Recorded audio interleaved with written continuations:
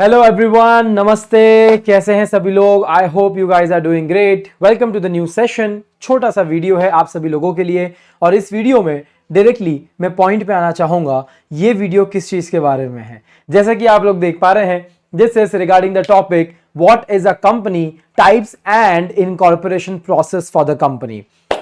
Guys, I welcome everyone of you to this beautiful bridge course जो हम लोगों ने आपके लिए क्रिएट किया है।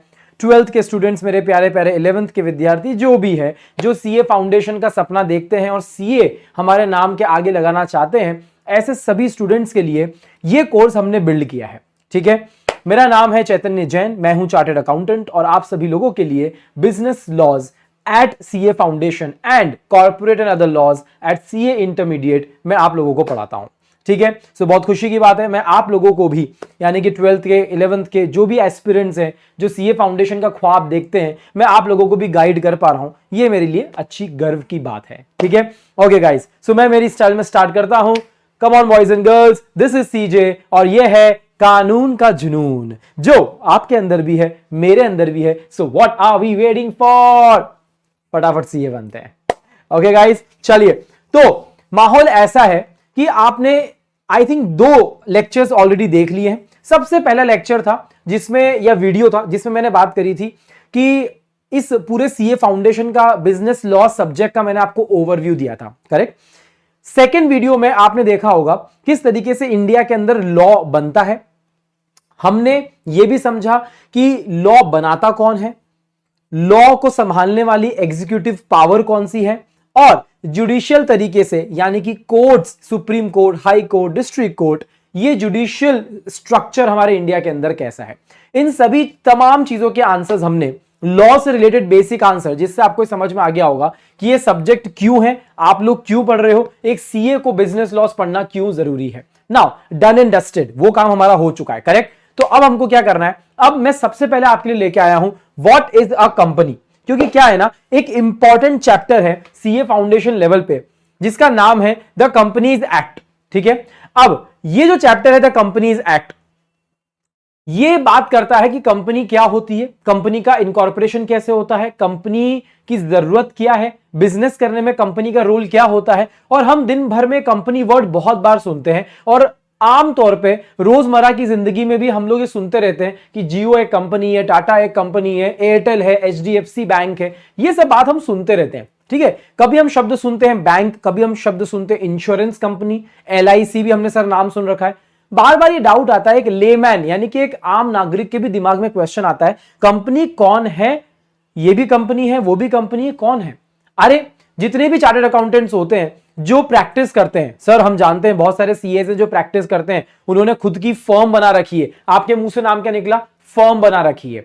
आपने ये नहीं बोला कि उन्होंने कंपनी बना रखी है। तो सर मतलब इंडिया के अंदर ऐसे कुछ रूल्स हैं जो एक कंपनी कर सकती है, कुछ रूल्स ऐसे हैं वो काम करने के लिए आपको फर्म बनाना पड़ेगा, कुछ चीजें ऐसी है जिसको करने के लिए आपको अलग फॉर्म ऑफ ऑर्गेनाइजेशन बनाना पड़ेगा।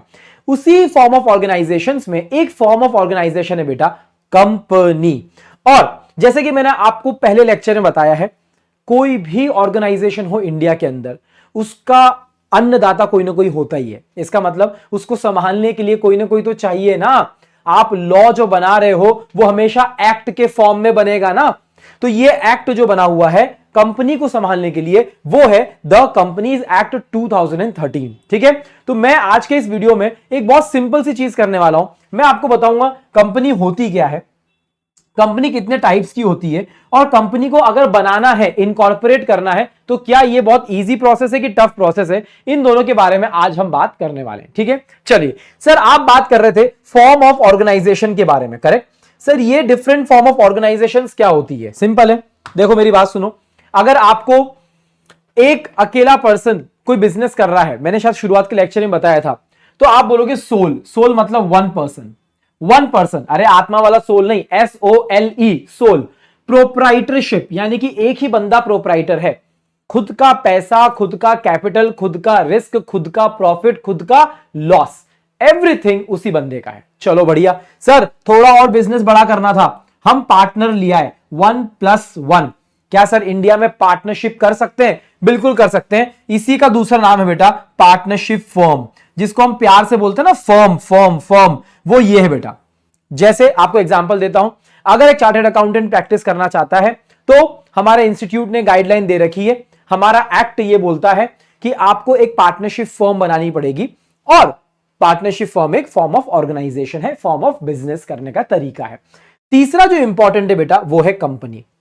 अब सुनना मेरी बात, company company company company, sir company क्या बनाने के लिए हमको कुछ प्रोसेस फॉलो करनी पड़ेगी? बिल्कुल करनी पड़ेगी। अच्छा मुझे एक बात बताओ, अभी डेफिनेशन वगैरह तो बाद में पढ़ेंगे, आपको एक बात तो समझ में आ गई होगी, ये जो कंपनी वर्ड है, क्या आपने कभी भी किसी भी कंपनी को फिजिकली देखा है?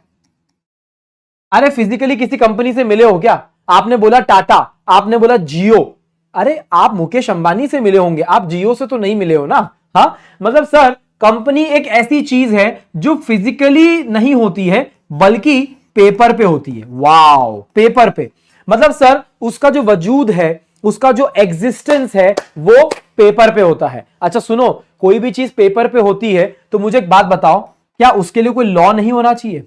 उसके लिए कोई एक्ट नहीं होना चाहिए? बिल्कुल होना चाहिए। सर ये लॉ, ये एक्ट हमको प्रोसेस बताएगा कि इस कंपनी को बनाना कैसे है, पेपर पे लाना कैसे है, पेपर पे एग्जिस्ट कैसे करवाना है। Very simple. तो इसीलिए इस कंपनी को पेपर पे लाने का एक प्रोसेस होता है बेटा, वो उसको रजिस्ट्रेशन आम भाषा में बोलते हैं, ठीक है, बट उसको अच्छी भाषा में बोलते हैं बेटा, लॉ की लैंग्वेज में इनकॉर्पोरेशन। सिंपल है, इनकॉर्पोरेशन, ठीक है। अब आप समझ गए हो, ये जो कंपनी है ये कागज पे बनती है, इसको बनाने वाला कौन है? मैं क्या बोल सकता हूं, इसको बनाने वाला इसका लॉ और एक्ट है। अरे यही इसका गॉड है, इस कंपनी का गॉड कौन है? ये एक्ट है। और एक्ट का नाम क्या है? प्यार से हम लोग बोलते हैं द कंपनीज एक्ट 2013, ठीक है।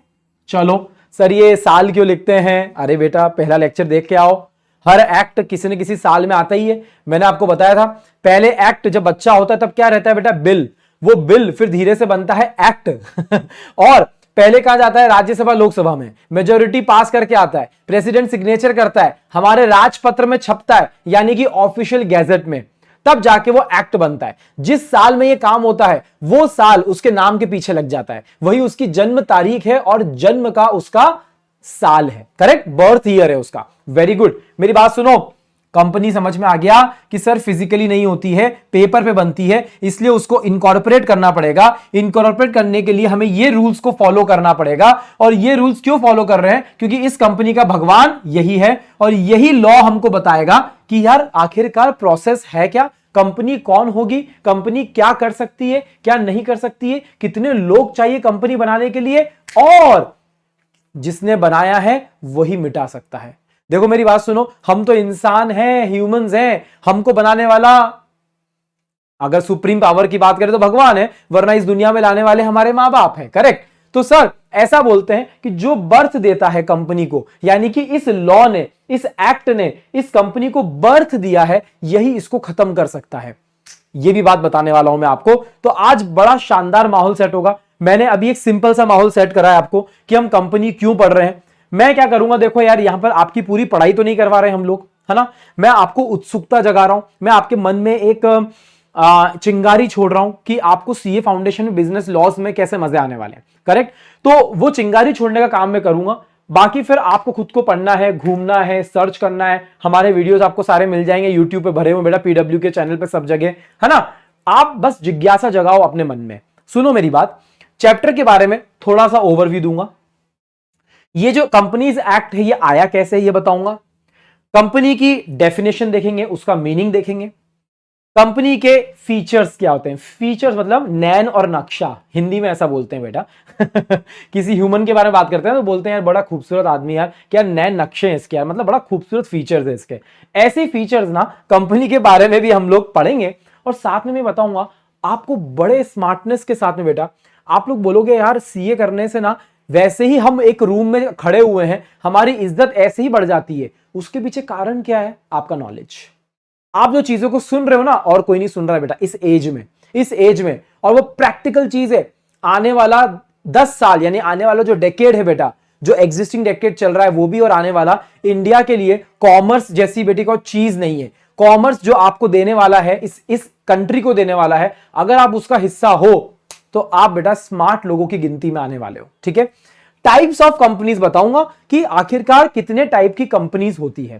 कंपनी को अगर बिजनेस करना है तो रोकड़ा चाहिए, कैपिटल चाहिए, शेयर्स चाहिए। अरे सर क्या होता है ये, बताऊंगा ना, चिंता क्यों कर रहे हो। कितने टाइप से फंड्स इकट्ठा कर सकती है कंपनी, ये भी बताऊंगा। और फिर लास्ट में आपको बताऊंगा कि कंपनी को बनाते कैसे, बस दैट्स इट। नेगेटिव बातें नहीं करेंगे, कंपनी को खत्म कैसे करना है उसकी बात शुरुआत में नहीं करेंगे, एंड में थोड़ा सा आपको बता दूंगा कि कंपनी बनती कैसे है और कंपनी खत्म कैसे होती है। मजा आने वाला है, मेरे साथ में रहो, माइंड ब्लोइंग सेशन होगा। Let's start. चलिए तो स्टार्ट करते हैं। सबसे पहले मैं लाया हूं आप लोगों के लिए बच्चे बोलते हैं सर आपका फेवरेट वर्ड है हाय, अब क्या कर सकते हैं, bird eye view of the chapter, यानी कि चैप्टर को ऊपर से देखते हैं तो कैसा लगता है। मैं इसमें ना ज्यादा टाइम नहीं लगाने वाला हूं क्योंकि आप लोगों के लिए इतना रिलेवेंट नहीं है, पर मैंने ये चीज इसलिए रखी कि जो बच्चे आखिरी में शांति से बैठकर इसको देखना चाहते हैं, पूरा स्टडी करना चाहते हैं, तो आप यहां पर स्क्रीन पे देख सकते हैं कि companies act CA foundation level पे क्या क्या टॉपिक्स को पढ़ाता है। मैं आपको सिर्फ मोटा मोटा एक्सप्लेन करना चाहूंगा कि देखो कंपनीज एक्ट है तो आपको सबसे पहले कंपनी की जो डेफिनेशन है, उसके जो कैरेक्टरिस्टिक्स है वो समझाए जाएंगे चैप्टर के अंदर। कंपनी कितने टाइप्स की होती है वो बताया जाएगा। कंपनी को फॉर्म और इनकॉर्पोरेट कैसे करते हैं वो बताया जाएगा। दो इंपॉर्टेंट सेक्शन है, section number 3 and section number 7। उसके बाद में अगर हम आगे बढ़ेंगे तो कंपनी के कुछ दो इंपॉर्टेंट डॉक्यूमेंट्स होते हैं बेटा, जिनके बिना कंपनी नहीं बन सकती है। उन दो डॉक्यूमेंट्स के नाम होते हैं, पहला है बेटा एमओए और दूसरा है एओए, यानी कि memorandum of association and article of association. और सीए फाउंडेशन लेवल पे कुछ तीन इंपॉर्टेंट थियरीज हैं जिनका लीगल वर्ड है बेटा डॉक्ट्राइन्स। ये डॉक्ट्राइन है जो यहां पर कवर की गई है आपके सिलेबस में। ठीक है, इतना डीप में हम आज नहीं जाने वाले हैं, ये सिर्फ एक ओवरव्यू है, सिर्फ एक ओवरव्यू है। ठीक है, अभी मेरी बात समझना। सबसे पहले देखते हैं कि ये एक्ट आया कब। क्या सर ये आज का एक्ट 2013 आप बोल रहे हो, तो सर इतना नया तो नहीं होगा, हमारे लिए तो 2013 भी पुराना ही है सर। हाँ, पर मेरी बात सुनो, कंपनीज एक्ट 2013 आया, उसके पहले भी 1956 में था, 1942 में था, उससे पहले 1913 में भी था। तो सर पुराने कहां गए, कुछ नहीं करा, पुराने सारे एक्ट लिए, उन सबको कंसोलिडेट करा। क्या करा, कंसोलिडेट, यानी कि उनको मिलाया। ठीक है, उन सबको इकट्ठा किया, उसमें कुछ एडिशंस करे, यानी कि अमेंडमेंट्स लाए। अमेंडमेंट्स लाने का मतलब होता है बदलते समय के साथ में कुछ चीजें बदलनी पड़ती है। अगर पास्ट में किन्हीं लोगों ने एक्ट का मिसयूज करा है, कुछ उसमें लूप होल था, लूप होल मतलब वहां पर कहीं गैप था जिसका मिसयूज लोग कर रहे थे, उसको सुधारा जाता है बेटा। तो इस एक्ट ने क्या किया, पुराने सारे एक्ट को कंसोलिडेट किया, उसमें कुछ नए चेंजेस करे और पूरे इंडिया पे इसको अप्लाई कर दिया गया। छोटा मोटा एक्ट नहीं है बेटा, 470 सेक्शंस हैं इसके अंदर, 7 शेड्यूल है इसके अंदर, 29 चैप्टर्स हैं इसके अंदर, और साथ में तो रूल्स भी है। सर एक बार बता दीजिए, ये जो आप बार बार लॉ बोलते हैं, इस लॉ के अंदर क्या क्या आता है, आपने पहले भी बताया है, थोड़ा सा आप बताने का कष्ट करेंगे क्या? बिल्कुल बताएंगे बेटा। ये जो लॉ सब्जेक्ट है ये नहीं आसान समझना, पर सही गाइडेंस के साथ में मजा आएगा। देखो सबसे पहले जो आप एक्ट पढ़ते हो बेटा, उसे बेयर एक्ट बोलते हैं। बेयर एक्ट मतलब इसमें और कुछ नहीं है, बस फटाफट खचाखच खचाखच लीगल लैंग्वेज लिखी हुई है जिसको पढ़ना समझना मुश्किल है। हम जो पढ़ रहे हैं, हम तो बहुत सिंप्लीफाइड फॉर्म पढ़ रहे हैं उसका। कुछ चीजें आती है जिनको बोलते हैं रूल्स। अब मेरी बात सुनो, ये जो लॉ के अंदर एक्ट होता है बेटा, ये एक्ट, ये तो पार्लियामेंट बनाती है, मैंने आपको बताया पहले वीडियो में। पार्लियामेंट बनाती है मतलब ये कितने रास्तों से जाके आता है, राज्यसभा, लोकसभा, उसके बाद में प्रेसिडेंट, और उसके बाद में ऑफिशियल गैजेट। कोई भी बदलाव करने होंगे तो क्या इतना लंबा प्रोसेस हम फॉलो करेंगे क्या? इतना लंबा प्रोसेस नहीं करना है, इसलिए सेंट्रल गवर्नमेंट यहां पर बैठे बैठे रूल्स को फॉर्म करती है, और रूल्स में वो चीजें होती है जो फ्लेक्सिबल नेचर की होती है, जिसको बार बार चेंज किया जा सकता है, जैसे पेनल्टीज वगैरह होती है, वो सारी चीजें। अब इसमें और भी चीजें आती है, मैं सारे एक्सप्लेन नहीं करूंगा। जैसे टाइम टू टाइम सर्कुलर्स निकाले जाते हैं, सर्कुलर के साथ में टाइम टू टाइम गवर्नमेंट कुछ ना कुछ नोटिफिकेशन निकालती रहती है। ठीक है, नोटिफिकेशन। इसके साथ में सर हमें याद है कोविड आ गया था, कोविड आने के टाइम पे बहुत सारे नोटिफिकेशंस आए थे, गवर्नमेंट ने बार बार रूल्स बनाए थे, correct. President of India directly कुछ ना कुछ रूल्स निकाल सकता है, उसे बोलते हैं ऑर्डिनेंस। ठीक है, ये सब चीजें, अमेंडमेंट भी इसी का एक हिस्सा है, अमेंडमेंट भी इसी का एक हिस्सा है, करेक्ट। ये सारी चीजें मिलकर क्या बनाती है, ये बनाती है लॉ। ये तो लॉ की बात हुई बेटा, करेक्ट। अब मेरी बात सुनना, मुझे बताना है कि कोई भी एक्ट जब आप पढ़ते हो, कोई भी एक्ट, तो वो एक्ट के अंदर क्या क्या आता है। देखो अभी मैं कुछ यहां पर लिख रहा हूं, आप लोग ध्यान से देखना। 10 1 A 2। अब आप ध्यान से देखोगे तो ये नंबर फॉर्म में है, नंबर फॉर्म में है, अल्फाबेट फॉर्म में है और ये रोमन फॉर्म में है। जब भी आप लॉ की रीडिंग करोगे आपको कुछ ये चीजें मिलेगी। जो सबसे पहले लिखा रहता है बेटा उसको बोलते हैं सेक्शन, ठीक है। उसके बाद में जो आता है उसे हम बोलते हैं सब सेक्शन, सब सेक्शन, ठीक है। उसके बाद में जो आता है उसे हम बोलते हैं क्लॉज, ठीक है। और उसके अंदर जो आता है वो है सब क्लॉज, ठीक है। ये लॉ की लैंग्वेज है। क्या होता है जब आप कोई भी एक्ट देखेंगे ना तो सबसे पहले एक सेक्शन लिखा रहेगा, उसके अंदर का एक पॉइंट होगा, उसके अंदर का एक और पॉइंट होगा, उसके अंदर का एक और पॉइंट होगा, और सबसे लास्ट में एक चीज आती है बेटा शेड्यूल। शेड्यूल्स क्या होते हैं, जैसे अभी आपको बताया ना मैंने कि यहां पर 7 शेड्यूल्स हैं, देखो ना ये लिखा है ना हमने कि यहां पर टोटल 7 शेड्यूल्स है। इसका मतलब ये है इन शेड्यूल्स में होते हैं फॉर्मेट, इन शेड्यूल्स में होती है लिस्ट, इन शेड्यूल में बताया जाता है कि आपको कोई भी चीज कैसे बनानी है, कैसे फॉर्म करनी है, ठीक है। तो इतना सिंपल है ये मैंने आपको एक ओवरऑल व्यू दिया है बेटा समझने के लिए, ठीक है। सो कंपनीज एक्ट इतना पुराना है, इतने साल पुराना जाता है, जो नया बना है वो क्यों बना है मैंने आपको एक्सप्लेन कर दिया है। अभी मेरी बात सुनेगा अच्छे से। सर ये कंपनीज एक्ट किस किस के ऊपर एप्लीकेबल है? क्या हिंदुस्तान में जितनी भी कंपनीज हैं उन सबके ऊपर एप्लीकेबल है? Yes it is applicable. अब एकदम शांति से सुनो। सर आपने जो बोला एक्ट है, करेक्ट, हमारा एक्ट द कंपनीज एक्ट 2013। सुनना मेरी बात, ये जो एक्ट है ये हमारी सारी कंपनीज का गॉड है, यानी कि भगवान है। तो एक डेफिनेशन में सिंपल सी बनाऊंगा कि हर वो कंपनी जो इस एक्ट के अंदर रजिस्टर्ड है, इस एक्ट के अंदर रजिस्टर्ड है। सुनो एक बात बताओ, रजिस्टर्ड बोलूं या इनकॉर्पोरेटेड बोलूं, एक ही बात है ना? हाँ, रजिस्टर्ड बोलूं या इनकॉर्पोरेटेड बोलूं, तो इसको लिख देता हूं INC, ठीक है। सर सिर्फ 2013 इसी साल वाला 2013 वाला कि पहले जो कंपनीज एक्ट थे वो भी आ जाएंगे? वो भी आ जाएंगे। Any previous law as well, any previous company law. अभी मजा आएगा, परफेक्ट हो गया। मतलब आपने डेफिनेशन क्या बनाई कि आपने कोई भी कंपनी बनाई हिंदुस्तान के अंदर तो आपको किसके थ्रू होके गुजरना पड़ेगा? कंपनीज एक्ट के थ्रू होके गुजरना पड़ेगा। इन्होंने बोला कि भैया आप हो कंपनी, हाँ है, इसका मतलब हम रजिस्टर्ड हैं, या फिर अगर इनमें से आप कहीं पर भी हो तो आप कंपनी के डेफिनेशन में फिट हो जाओगे। सर अब सुनो, कुछ स्पेशल बातें की गई यहां पर। सर LIC का नाम सुना है हमने, इंश्योरेंस कंपनी है। HDFC ICICI का नाम सुना है हमने, बैंकिंग कंपनी है। अडानी का नाम सुना है जो इलेक्ट्रिसिटी में भी है, वो अडानी इलेक्ट्रिसिटी कंपनी, इलेक्ट्रिसिटी का जनरेशन करते हैं, सप्लाई करते हैं। सर क्या इंश्योरेंस के ऊपर, बैंकिंग के ऊपर, इलेक्ट्रिसिटी के ऊपर भी क्या कंपनीज एक्ट अप्लाई होगा? उन्होंने बोला होगा। यस बिल्कुल होगा, बट उन्होंने एक एक्सेप्शन मार दिया।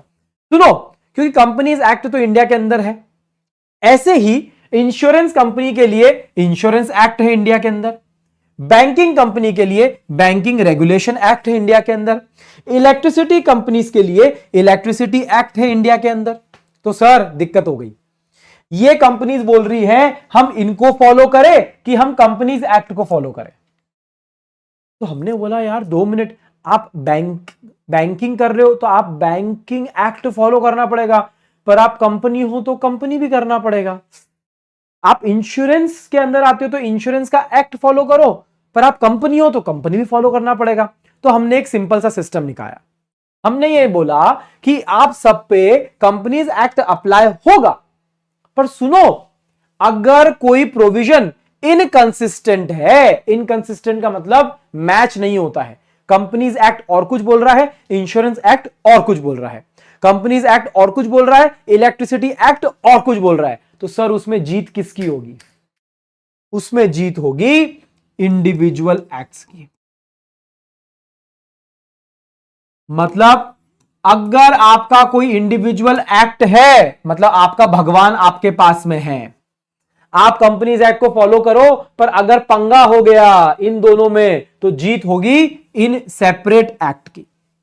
अगर आपके पास में कोई एक्ट है ही नहीं, आपका कोई भगवान नहीं और आप कंपनी हो, तो आपका एक ही भगवान है, कंपनीज एक्ट। ठीक है, सो एप्लीकेबिलिटी आपको समझ में आ गई, एक्ट के बारे में आपको समझ में आ गया। अभी हम लोग फाइनली इस बारे में बात कर सकते हैं कि कंपनी क्या है और कंपनी के फीचर्स क्या है। ठीक है, चलिए अब मैं आपको एक्सप्लेन करना चाहूंगा इस बात को, डेफिनेशन को, क्योंकि आपने दुनिया भर की ये बातें सुन रखी होगी। आपने सब कंपनीज का नाम सुना होगा, चाहे महिंद्रा हो, टीसीएस हो, टाटा हो, अमूल हो, एयरटेल हो, हिंदुस्तान यूनिलीवर हो, कोटक हो, ये सब नाम आपने सुने होंगे और सब different different types of companies हैं। अगर आप देखोगे ना, यहां पर पूरा मिक्सचर है बेटा, पूरा मिक्सचर है। हाँ, इंफोसिस आईटी कंपनी है, बराबर है। हिंदुस्तान यूनिलीवर, सर नाम से तो लग रही इंडियन कंपनी है हिंदुस्तान, पर ओरिजिनल जो इसकी मेन कंपनी वो यूनिलीवर है, वो इंडिया की नहीं है सर। हिंदुस्तान यूनिलीवर इंडिया की कंपनी है। अच्छा सर, ठीक है, ओके सर। सर हमने ना ये कोटक का नाम सुना है, कोटक महिंद्रा का नाम भी सुना है, कोटक महिंद्रा बैंक। सर दो लोग एक साथ मिलकर काम कर रहे हैं क्या? जो भी है सर, ये सब की सब कंपनीज हैं। हमको समझना जरूरी है, अगर हिंदुस्तान में रहना है, बिजनेस करना है, इंटेलिजेंट रहना है, तो कंपनी की डेफिनेशन बना दीजिए। बना देते हैं, कोई बात नहीं। सर क्या हमें किसी भी कंपनी के बारे में कुछ भी जानना है तो हम हमारे फिंगर टिप्स पे गूगल कर सकते हैं? कर सकते हो। पर उस कंपनी के बारे में सारी इंफॉर्मेशन आ सकती है? आ सकती है। सर कौन है? मिनिस्ट्री ऑफ कॉर्पोरेट अफेयर्स, यानी कि एमसीए। ये बेटा आपको दूसरे लेक्चर में मैंने एक्सप्लेन किया था कि इंडिया के अंदर लॉ को एग्जीक्यूट करने के लिए मिनिस्ट्रीज बनाई गई है, और ये एक तरीके की मिनिस्ट्री है जो कॉर्पोरेट अफेयर से रिलेटेड काम करती है। ये जो एमसीए की वेबसाइट है ना बेटा, इस एमसीए की वेबसाइट पे जाओगे, आपको सारी चीजें यहां पर दिखेगी। देखो आपको दिख रहा है, जैसे आपको कंपनी रजिस्टर करनी है, आपको कंपनी के फॉर्म डाउनलोड करने हैं। अरे सिर्फ कंपनी नहीं, एक और फॉर्म ऑफ ऑर्गेनाइजेशन होता है जिसे बोलते हैं एलएलपी, लिमिटेड लाइबिलिटी पार्टनरशिप, वो आप यहां से रजिस्टर कर सकते हो। और सुनो, सिर्फ खोलना क्या है, इनकॉर्पोरेशन क्या करना है, अगर आपको खत्म भी करना है, यानी कि क्लोज भी करना है, चाहे कंपनी या एलएलपी, तो आप क्लोज भी कर सकते हो, कोई टेंशन की बात नहीं है। ये सब सुविधाएं कहां पर है बेटा? एमसीए की वेबसाइट पे है। आप जाएंगे, किसी भी कंपनी का नाम लिखेंगे, आपको तमाम इंफॉर्मेशन उस कंपनी के बारे में मिल जाएगी, और यही है जहां से आपका रजिस्ट्रेशन भी होगा, जहां से आपकी कंपनी वाइंड अप भी होगी।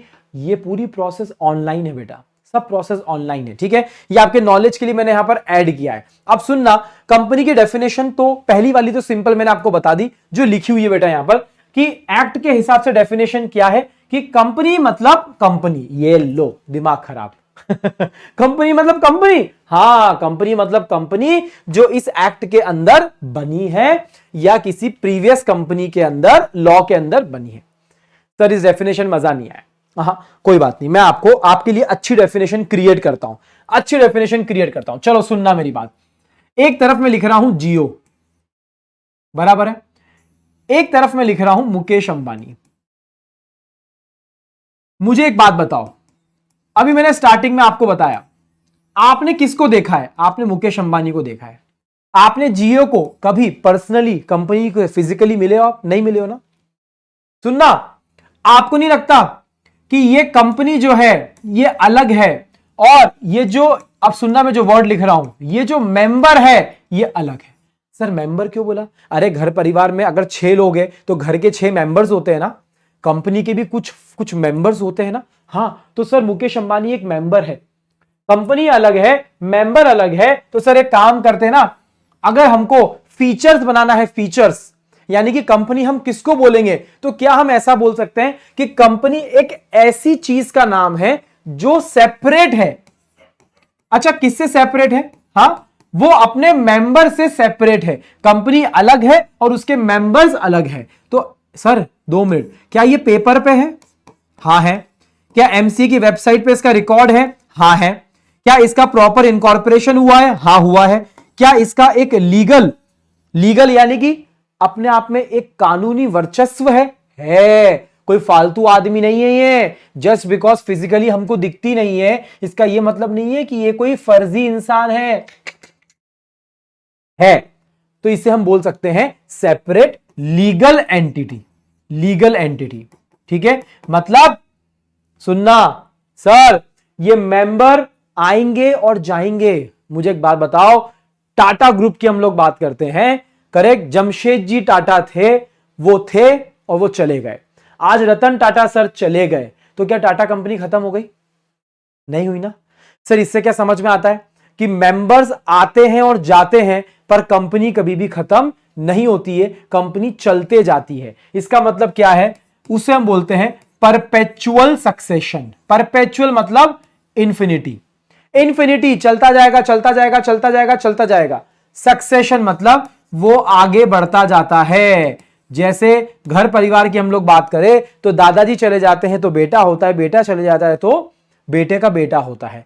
और सर सिर्फ मेल की बात क्या करना, फीमेल्स के लिए भी बात कर सकते हैं। इसी तरीके से हमारे घर की सक्सेशन चलती जाती है, कंपनी के केस में भी यही है।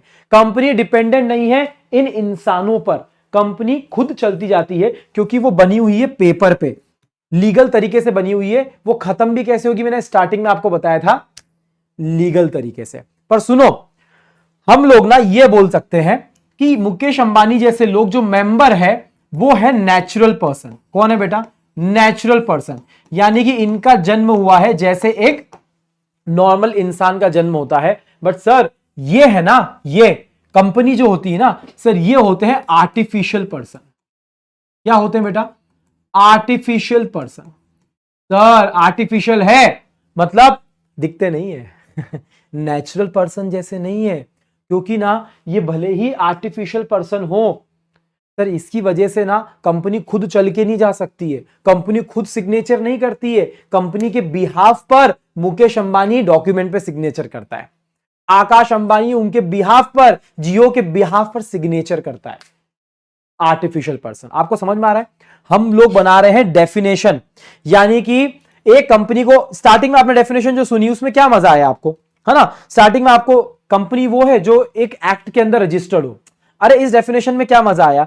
अभी आपको समझ में आ रहा है कि कंपनी आखिरकार वो कंपनी है जो आर्टिफिशियल है नेचर वाइज, जो सेपरेट है अपने मेंबर से, सर जो चलती जाती है यानी कि परपेचुअल सक्सेशन है, बिल्कुल अलग तरीके का इंसान है। ठीक है, आखिरी पॉइंट बोल रहा हूं सर, आपने बोला कि ये मेंबर्स नेचुरल पर्सन की जरूरत पड़ती है कंपनी को फंक्शन करने के लिए, तो एक एक आदमी तो सिग्नेचर नहीं करेगा ना, एक एक आदमी सिग्नेचर करेगा क्या?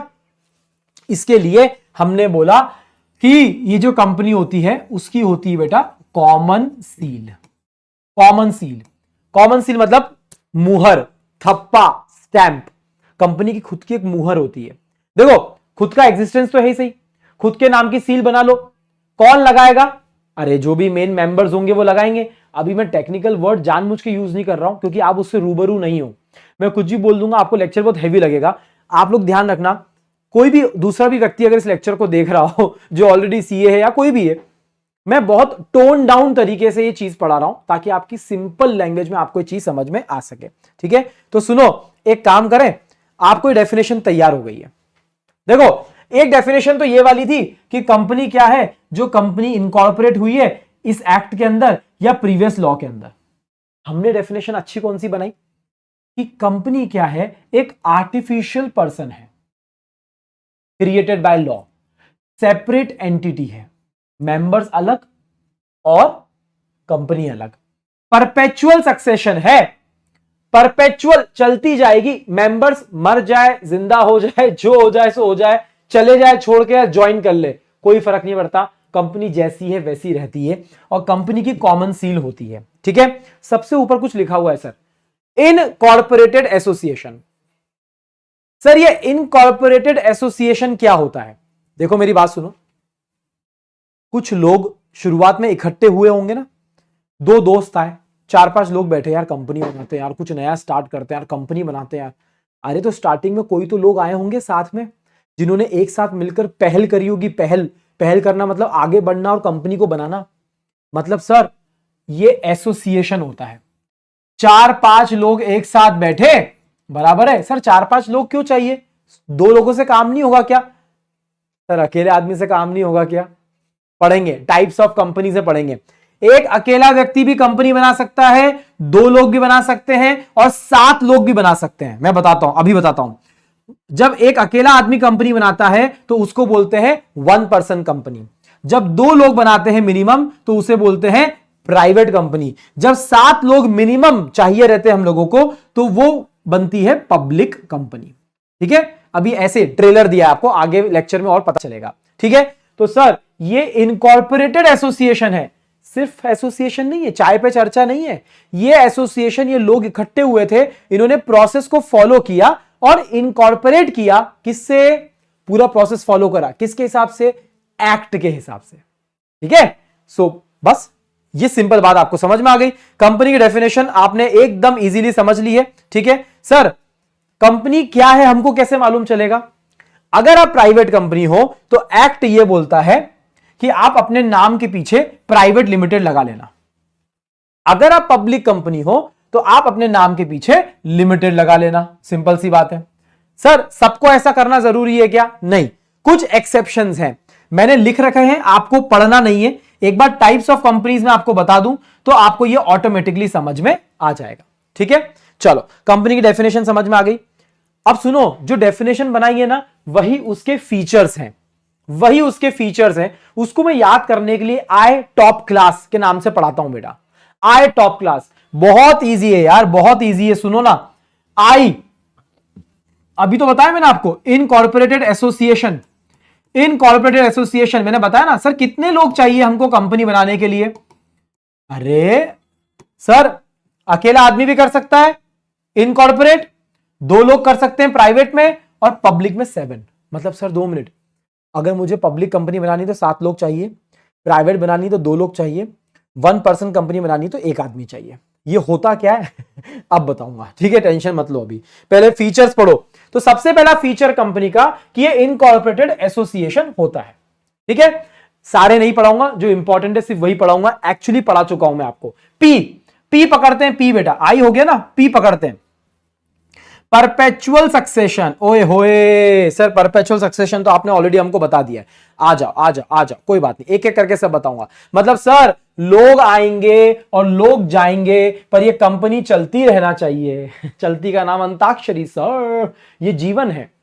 मेंबर्स जिएंगे और मरेंगे पर कंपनी चलती जाएगी। कब तक? मैंने आपको बोला था, बनाया किसने? लॉ ने। खत्म कौन करेगा? लॉ।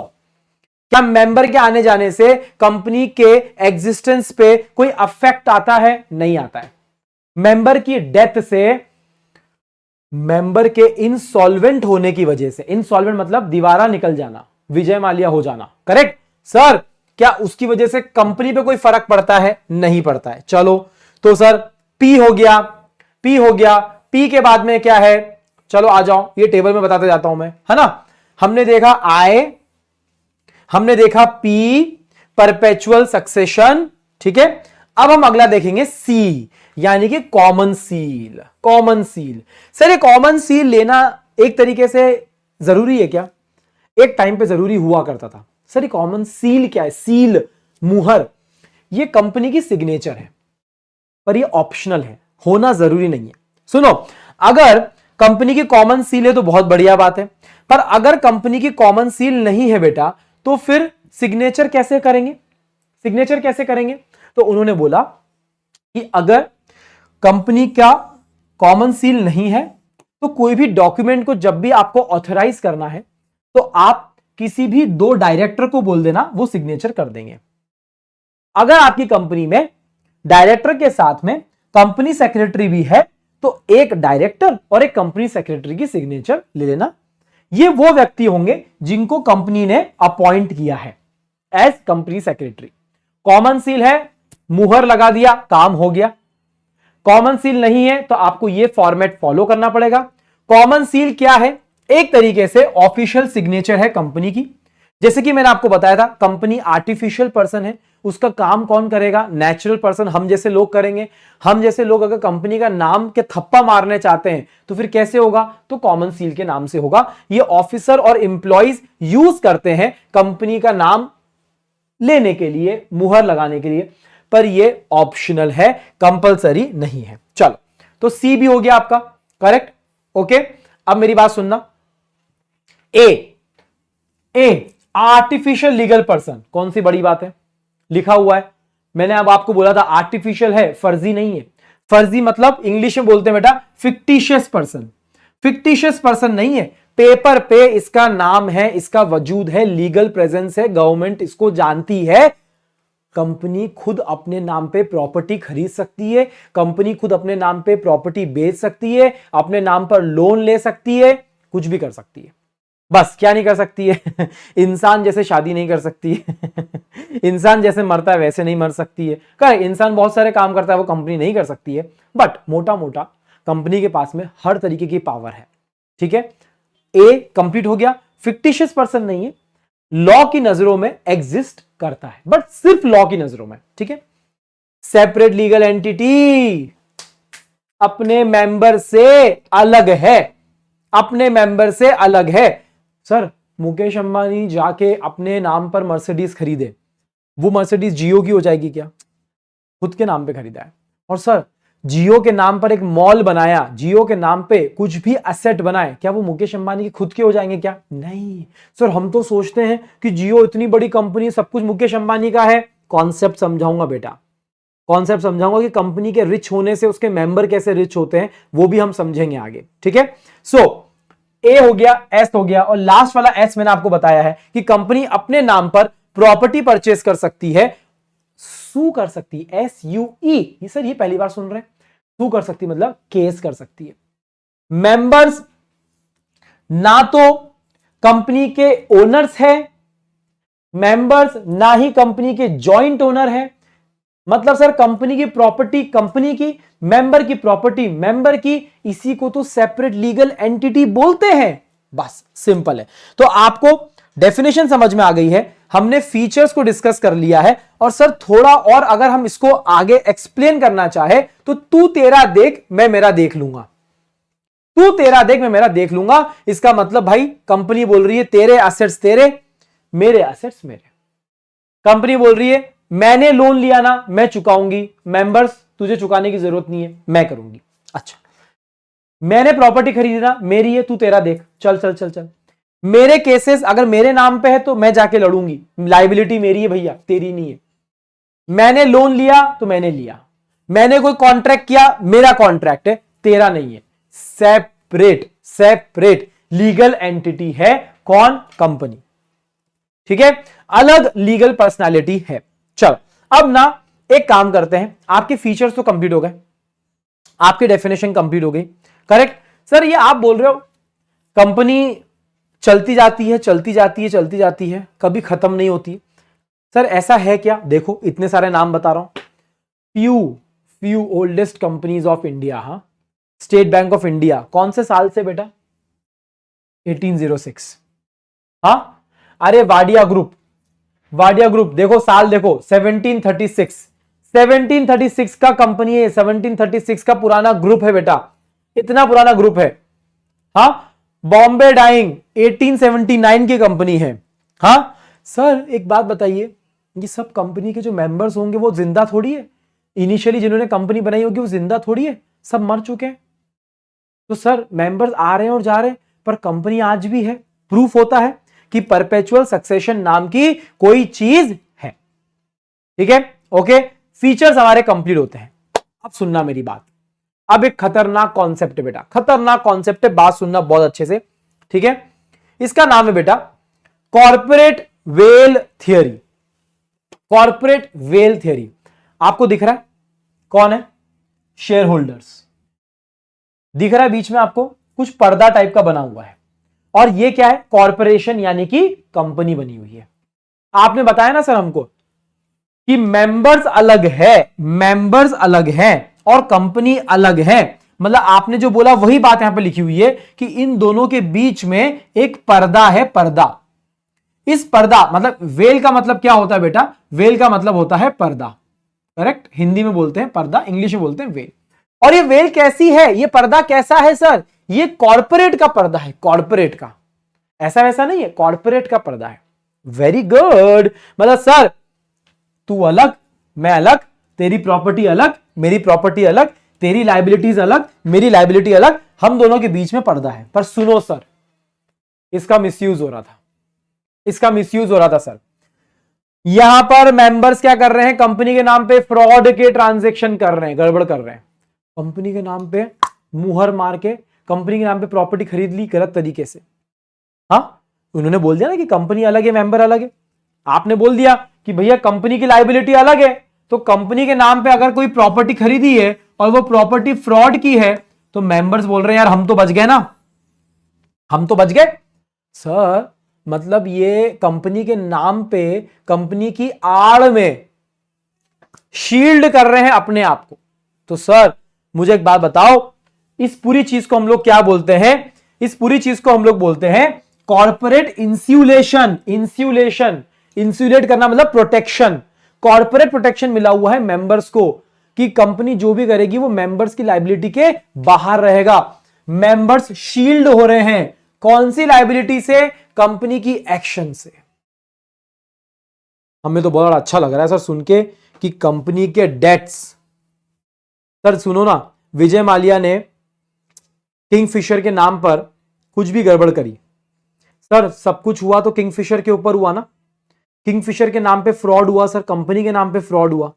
विजय माल्या तो सेपरेट था उससे, तो सर उनकी प्रॉपर्टी क्यों बेची लास्ट में। टाइप्स ऑफ कंपनीज बताऊंगा और फ्रॉड के केस में क्या होता है मैं आगे बताऊंगा आपको। बट सर अगर मोटा मोटा जनरल रूल की हम बात करें तो कंपनी के डेट्स अलग हैं। अगर कंपनी ने कोई कॉन्ट्रवेंशन किया है, यानी कि कोई अपराध किया है, लॉ को फॉलो नहीं करा है, तो भैया कॉर्पोरेट वेल की थियरी ये बोलती है कि मेंबर्स जो है वो उसके लिए लायबल नहीं होंगे, कंपनी के कांड के लिए मेंबर्स लायबल नहीं होंगे। बट सुनो सर, मुझे तो अच्छा नहीं लग रहा है सर। अगर इस थियरी का मिसयूज हुआ तो हम क्या करेंगे, इस थियरी का मिसयूज हुआ तो क्या करेंगे, कुछ नहीं, मैं बताता हूं। हम ना इस पर्दे को फाड़ देंगे। यस, इसको बोलते हैं पर्दे को उठा दो। अब वो बोलते हैं ना, अरे पीछे तो देखो, अरे पर्दे के पीछे तो देखो, वो वाली बात है यहां पर। सर मतलब क्या हो रहा है, यहां पर लॉ बेवकूफ नहीं है। लॉ ने बोला कि इस पर्दे के पीछे तुम लोग बैठकर कंपनी का नाम यूज करके गलत काम कर रहे हो। जब भी ये मेंबर्स इस पर्दे का गलत उपयोग करेंगे और कंपनी के नाम पर गलत काम करेंगे, हम इस पर्दे को हटा देंगे, इस पर्दे को उठा देंगे। एक और नाम है बेटा इसका, पर्दे में पियर्स कर देना, यानी कि छेद कर देना। इसे बोलते हैं पियर्सिंग ऑफ कॉर्पोरेट वेल। हटा देंगे उसको और हम देखेंगे पर्दे के पीछे कौन है। पर्दे के पीछे डायरेक्टर्स हैं, पर्दे के पीछे प्रमोटर्स हैं, पर्दे के पीछे उसी के मेंबर्स हैं। हमको पता है ये तो आर्टिफिशियल पर्सन है, खुद तो सिग्नेचर कर नहीं सकती, कर तो और कोई रहा है। हाँ, तो ये एक कॉर्पोरेट वेल का बेटा इतना महीन और इतना शानदार एक कॉन्सेप्ट है, वो मैंने आपको यहां पर एक्सप्लेन किया है। और ये पर्दे को कब उठाया जाएगा, हाँ ये भी मैंने आपको बताया है। ठीक है, मतलब जब जब एक्ट इस पर्दे को इग्नोर कर देगा और देखेगा कि हकीकत में काम करने वाले लोग कौन है, रियलिटी क्या है, इन एक्शन के पीछे किसका हाथ है, जब जब एक्ट कंपनी की इस सेपरेट लीगल एंटिटी को खत्म कर देगा। फीचर तो है कि कंपनी सेपरेट है, मेंबर सेपरेट है, पर जब गलत काम हो रहा होगा तो फिर लॉ और एक्ट इस पर्दे को अलग कर देगा और बोलेगा कि सुनो, अब मेंबर और कंपनी दो जिस्म एक जान है। जनरल रूल गया साइड में, आपने मिसयूज करा, हमने इस कॉर्पोरेट वेल को लिफ्ट कर दिया है। ठीक है, सो ये इंपॉर्टेंट कॉन्सेप्ट मैंने आपको एक्सप्लेन किया है यहां पर। और कौन कौन से केसेस हैं वो भी मैं आपको बता देता हूं बेटा, कि जहां पर हम कॉर्पोरेट वेल को उठा देते हैं। ऐसे बता रहा हूं, ऊपर ऊपर से नाम बता रहा हूं आपको। ठीक है, जब आपको एक एग्जांपल दूंगा, वो शानदार एग्जांपल है बेटा। ठीक है, जब आपको कंपनी का कैरेक्टर पता करना हो, कैरेक्टर मतलब एनिमी कंपनी है कि फ्रेंड कंपनी है। सर ऐसा क्यों बोल रहे हो, सर आपने कंपनी की डेफिनेशन क्या बनाई, जो हमारे एक्ट के अंदर रजिस्टर्ड हो, कर दिया सर। सर वो एक्ट में रजिस्टर्ड हो गई, कंपनी बन गई, कंपनी के जो मेन डायरेक्टर्स है चार, वो चार के चार डायरेक्टर सर ऐसी कंट्री को बिलोंग करते हैं जो हमारी दुश्मन कंपनी है, नाम नहीं ले रहा हूं, कोई भी हो सकती है। सर चारों के चारों उस देश को बिलोंग करते हैं जो सर हमारा दुश्मन है। हाँ, तो सर एक बात बताओ, कंपनी है तो इंडिया की, पर्दे के पीछे देखो इंडिया नहीं है, लोग और किसी कंट्री के हैं। जब भी हमें यह पता करना है कंपनी का कैरेक्टर क्या है, हम कॉर्पोरेट वेल को लिफ्ट कर देंगे। ऐसे कुछ 5 केसेस हैं जो आपके सिलेबस में यहां पर दिए गए हैं। मैंने सिर्फ आपको एक ऊपर ऊपर से ट्रेलर दिया है कि यह टॉपिक क्या है। चल अब सुनना मेरी बात, मुझे अगला टॉपिक लाना है बेटा। कंपनी क्या है आपको समझ में आ गया, कंपनी क्यों है आपको समझ में आ गया, कंपनी की डेफिनेशन ऑफ फीचर्स आपको समझ में आ गए। मुझे एक बात बताओ, कंपनी बनाएंगे तो पैसे की जरूरत नहीं पड़ेगी धंधा करने के लिए, क्या बोलते हैं उसको, कैपिटल।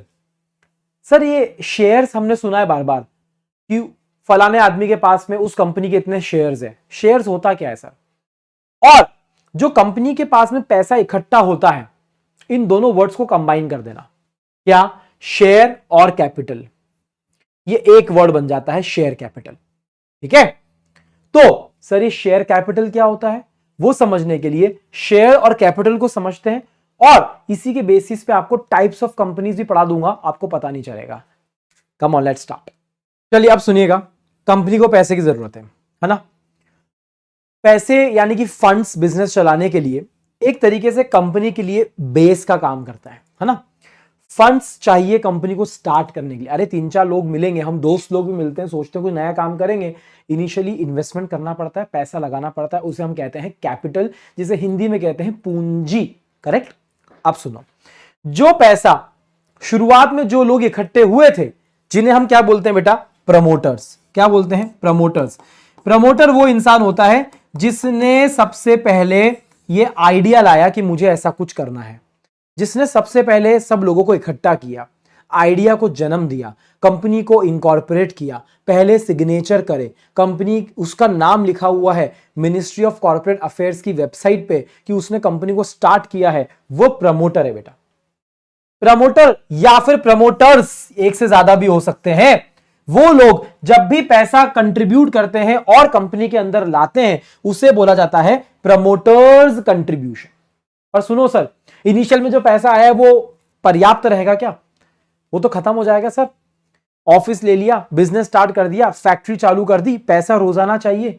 सर जब पैसा बढ़ाना है तो हम क्या करेंगे, तो फिर हमें इस कैपिटल को बढ़ाने का कुछ तरीका निकालना पड़ेगा। पर सुनो, कुछ तरीके ऑलरेडी है। जैसे कुछ लोग कंपनी स्टार्ट करते हैं इस स्टाइल में, फंड इट योरसेल्फ, भैया खुद ही खुद का पैसा लगाओ, कंपनी चालू करो। बेटा इसे कहते हैं बूट स्ट्रैपिंग, यानी कि खुद के बूट को स्ट्रैप करना।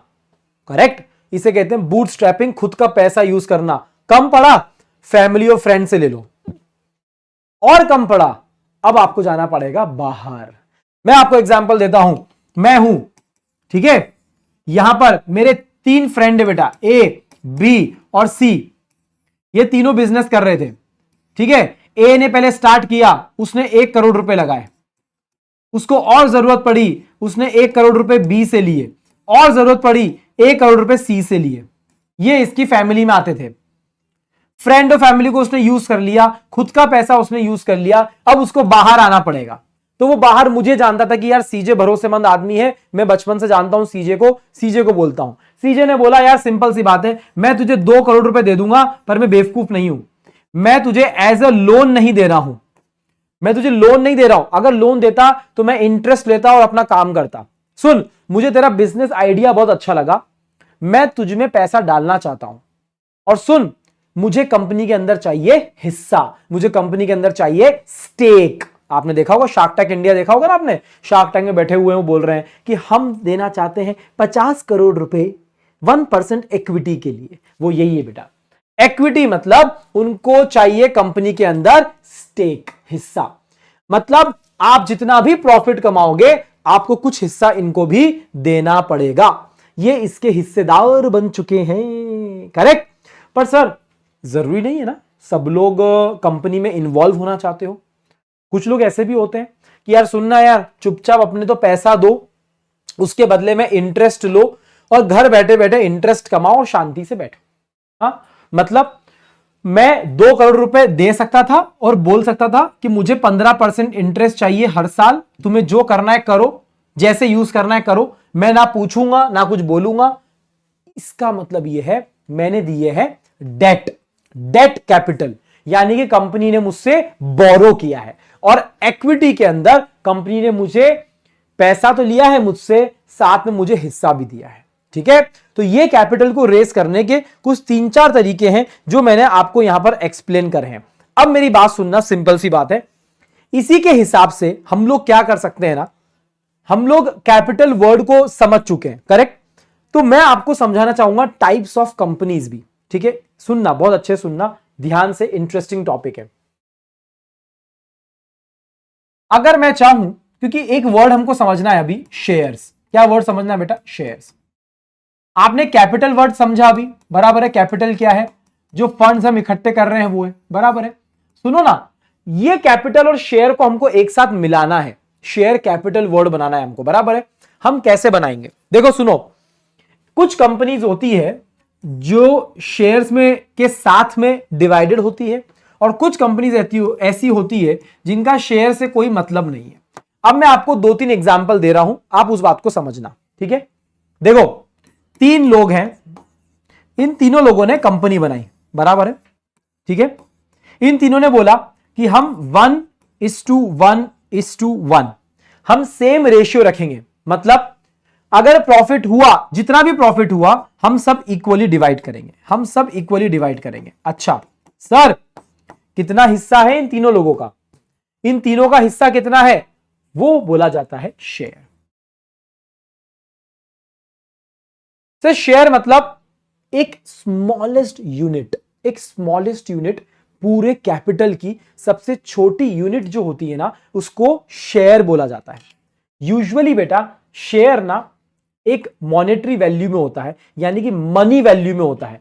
आपने सुना होगा 100 रुपए का एक शेयर, 10 रुपए का एक शेयर, बहुत रेयर है, पर 1000 रुपए का एक शेयर। ठीक है सर, अभी आप एग्जांपल कंटिन्यू रखो। ठीक है, कंपनी को चाहिए 10 करोड़ रुपए। कितने चाहिए? 10 करोड़ रुपए कंपनी को चाहिए। कंपनी बोल रही है कि आप सब आइए, मुझे 10 करोड़ रुपए दीजिए।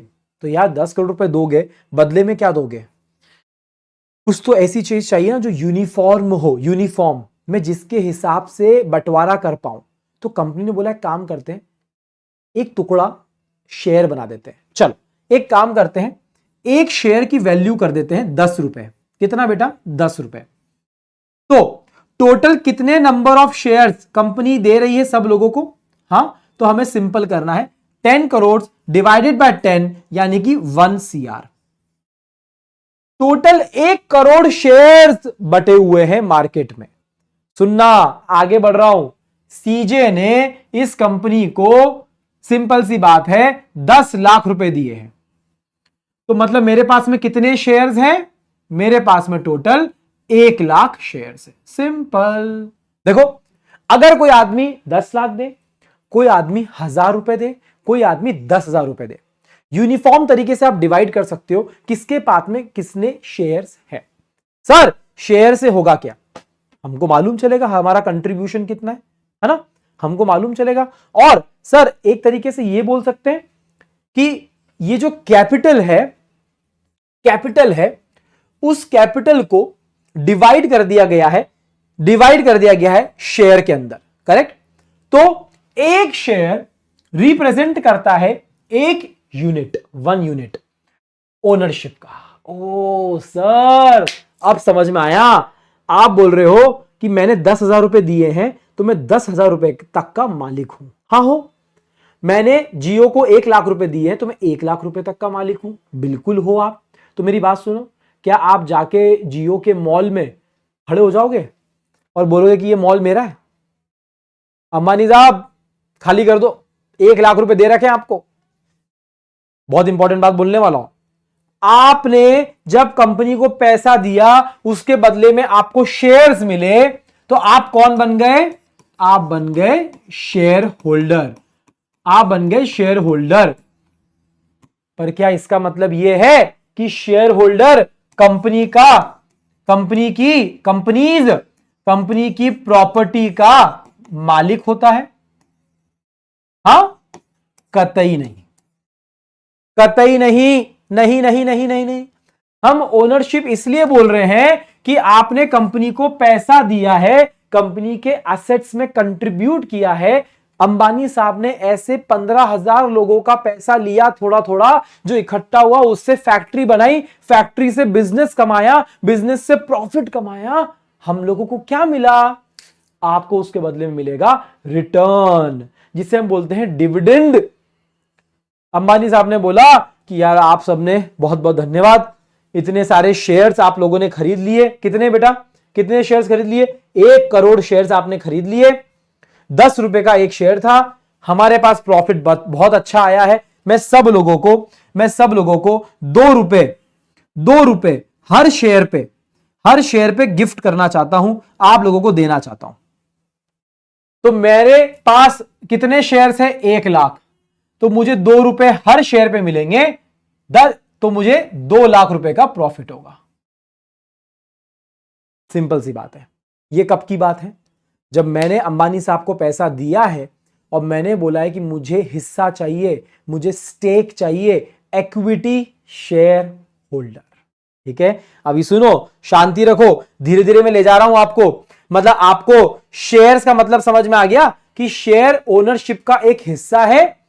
आप जितने शेयर आप ओन करते हो उतने टुकड़े कंपनी के आप ओन करते हो। एक शेयर पार्शियल ओनरशिप मतलब कि कुछ हिस्से की ओनरशिप आपको मिलती है, पर सुनो इसका रिस्क भी है। आप सुनना, आपने शेयर मार्केट सुना होगा, सर इसका शेयर बहुत ऊपर जा रहा है, सर वो कंपनी बहुत अच्छा काम कर रही है, जब मैंने शेयर्स खरीदे थे तो वो 100 रुपए का था, सर इतना अच्छा बिजनेस कर रही है कि वो 120 पर पहुंच गया है, आज जब भी मैं इस शेयर को सेल करूंगा तो सर मुझे 20 रुपीज का प्रॉफिट होगा। मेरी बात सुनो, उल्टा नहीं हो सकता है? ये 100 रुपए का शेयर 90 पे आ गया तो 10 रुपए का लॉस हो जाएगा पर शेयर। तो जितना प्रॉफिट की संभावना है उतनी रिस्क की संभावना भी है। जब आप कंपनी को पैसा देते हो, उसके बदले में शेयर्स लेते हो, तो आप रिस्क भी लेते हो। बराबर है? करेक्ट। सुनो सर, शेयर तो समझ में आ गया। सर एक बात बताओ, ये जो शेयर्स हैं, आप बोल रहे हो कि मैं सेल करूंगा, मैं परचेस करूंगा, सर क्या शेयर्स को ट्रांसफर किया जा सकता है? बिल्कुल। शेयर्स एक तरीके से मूवेबल प्रॉपर्टी है, जिसको एक हाथ से दूसरे हाथ में भेजा जा सकता है। इसका मतलब कि शेयर्स ट्रांसफर हो सकते हैं। सर ये कहां पर करते हैं?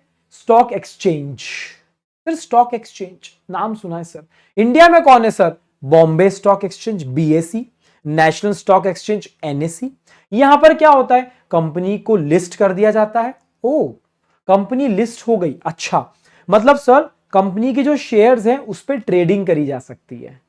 ट्रेडिंग यानी कि मैं खरीदूंगा, मैं बेचूंगा, मैंने जितने में खरीदा, अगर ज्यादा में बिक रहा है तो प्रॉफिट है, कम में बिक रहा है तो लॉस है। तो शेयर्स को आप मूवेबल प्रॉपर्टी होने की वजह से आप उसको ट्रांसफर कर सकते हो। शेयर्स का मीनिंग आपको क्लियर हो चुका है। कैपिटल क्या है आपको मीनिंग क्लियर हो चुका है कि कैपिटल बोलिए या फिर शेयर कैपिटल बोलिए, एक ही बात है।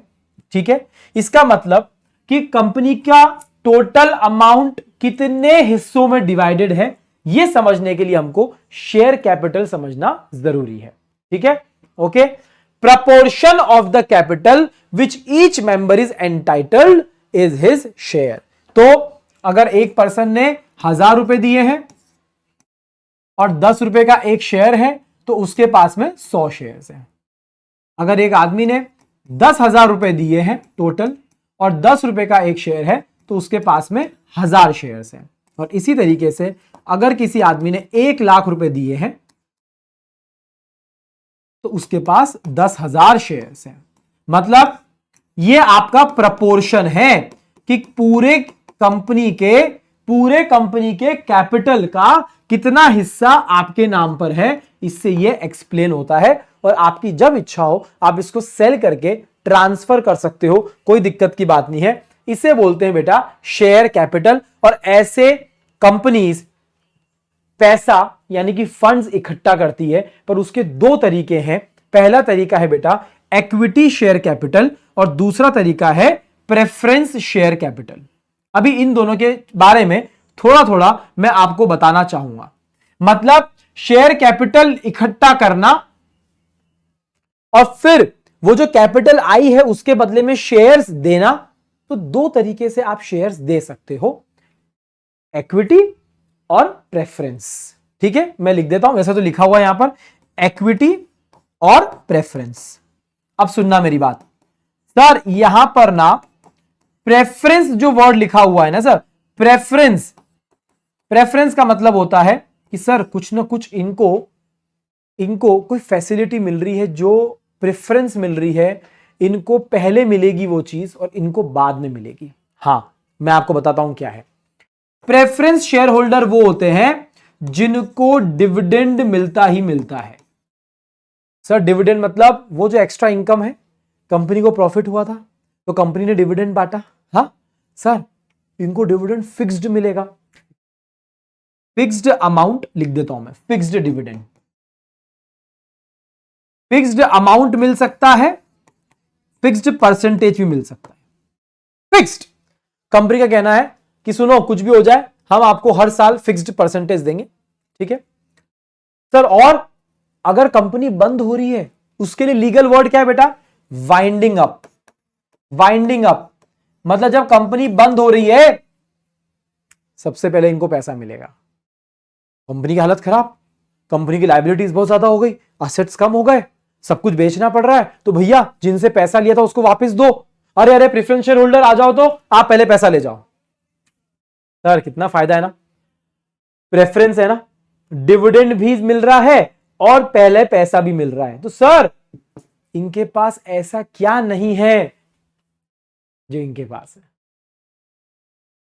इक्विटी शेयर होल्डर अगर आप हो तो आप ऑलमोस्ट एवरी डिसीजन में कंपनी के पास जाकर बोल सकते हो कि मुझे वोट करना है। मतलब इनके पास में वोटिंग पावर रहती है ऑलमोस्ट, इट डिपेंड्स, कुछ कुछ चीजें हट सकती है, but almost equity share holder एक तो प्रॉफिट में हिस्सेदार है। मुझे एक बात बताओ, कंपनी ने 15 करोड़ का प्रॉफिट कमाया, इनको ज्यादा पैसा मिलेगा पर इनको तो फिक्स्ड मिलेगा जितनी की इनसे बात हुई थी। Sir no risk no gain, इन्होंने रिस्क ली है। कंपनी अगर 15 का 150 करोड़ भी कमाएगी इनका प्रॉफिट बढ़ेगा, इनका फिक्स्ड रहेगा। पर सुनो, इन्होंने रिस्क कम ली है, प्रेफरेंस ने रिस्क कम ली है, तो क्या खोया है, वोटिंग पावर। इनका कहना है कंपनी जो करे सो करे यार, मुझे मेरा पैसे का रिटर्न दो, मैं खुश हूं घर बैठे बैठे। ठीक है बस खत्म। इन्होंने बोला है कि नहीं, मेरा पैसा कैसे यूज हो रहा है मैं आपको बताऊंगा, मैं आऊंगा, मैं वोटिंग करूंगा, और सुनो प्रॉफिट होगा तो मुझे हिस्सा भी चाहिए। हाँ, मैं स्टेक होल्डर हूं खतरनाक वाला। दो तरीके से शेयर कैपिटल को यहां पर आप रेस कर सकते हो, यानी कि पैसा ले सकते हो, फंड्स इकट्ठे कर सकते हो। पहला है इक्विटी शेयर कैपिटल और दूसरा है preference share capital. Equity share capital की डेफिनेशन में लिखा हुआ है बेटा कि इक्विटी शेयर कैपिटल मींस वो शेयर कैपिटल जो प्रेफरेंस शेयर कैपिटल नहीं है। जो प्रेफरेंस नहीं होती है वो इक्विटी होती है। तो जाहिर सी बात है हमको प्रेफरेंस पहले पढ़ना रहा। प्रेफरेंस मतलब इनको दो चीजों का प्रेफरेंस मिलता है, एक तो डिविडेंड इनको मिलेगा और दूसरा इनका जो कैपिटल है, जब कंपनी बंद होगी तो इनको कैपिटल पहले मिलेगी, इनको पैसा वापसी मिलेगा। सर इक्विटी को पैसा नहीं मिलता है क्या? सब लोगों को बांटने के बाद में अगर पैसा बचा तो आपको मिलेगा, वरना आपको नहीं मिलेगा। ठीक है, तो ये आपको मैंने शॉर्ट में बताया कि इक्विटी क्या होती है और प्रेफरेंस शेयर कैपिटल क्या होती है। अब एकदम सही समय है बेटा यह समझाने का कि कंपनी कितने टाइप्स की होती है, कितने टाइप्स की कंपनी होती है समझ में बिल्कुल। क्योंकि देखो, आपको मेरी बात सुनो, आपको शेयर्स का मतलब समझ में आ गया, बराबर है कि शेयर्स क्या है। आपको यह समझ में आ गया कि कंपनी और उसके मेंबर अलग अलग है। आपको यह समझ में आ चुका है क्योंकि मैंने ना एक इंपॉर्टेंट फीचर कंपनी का आपको स्टार्टिंग में नहीं पढ़ाया, जो मैं अभी पढ़ाने वाला हूं। ठीक है, वो है, सुनो जो लिख रहा हूं उसको सुनो, लिमिटेड लायबिलिटी।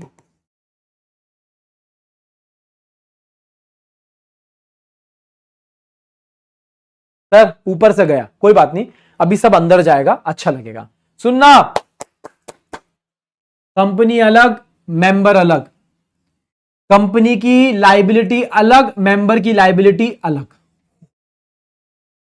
एग्जाम्पल एग्जाम्पल सीजे ने जियो कंपनी के 10,000 शेयर्स खरीदे, बराबर एक शेयर था 100 रुपए का। टोटल सीजे ने 10 लाख रुपए जियो कंपनी को दिए। अब सुनना मेरा एग्जांपल एकदम सिंपल तरीके से। 10 लाख रुपए मैंने कंपनी को दिए, उसके बदले मैंने 10,000 शेयर्स लिए। कंपनी ने बोला कि आज मुझे इतने रुपए की जरूरत नहीं है, मैं पहले आपसे 40 रुपए लूंगी, फिर मैं आपसे 20 रुपए लूंगी, वापिस 20 रुपए लूंगी और वापिस 20 रुपए लूंगी। 1 2 3 एंड 4। ठीक है, सुनना मेरी बात। टोटल 100 रुपए लिए, टुकड़ों टुकड़ों में लिए। सीजे ने कंपनी को 60 रुपीज का पेमेंट कर दिया है। 60 रुपीज इंटू 10,000 शेयर्स, मतलब मैंने ऑलरेडी 6 लाख रुपए तो आपको दे दिए हैं। कितने रुपए पेंडिंग है मेरे 40 रुपए पेंडिंग है, यानी कि 4 लाख रुपीज पेंडिंग है। अब मेरी बात सुनना, सर आपने बोला कंपनी अलग और मेंबर अलग। चलो इस तरफ कंपनी लिख दे जियो।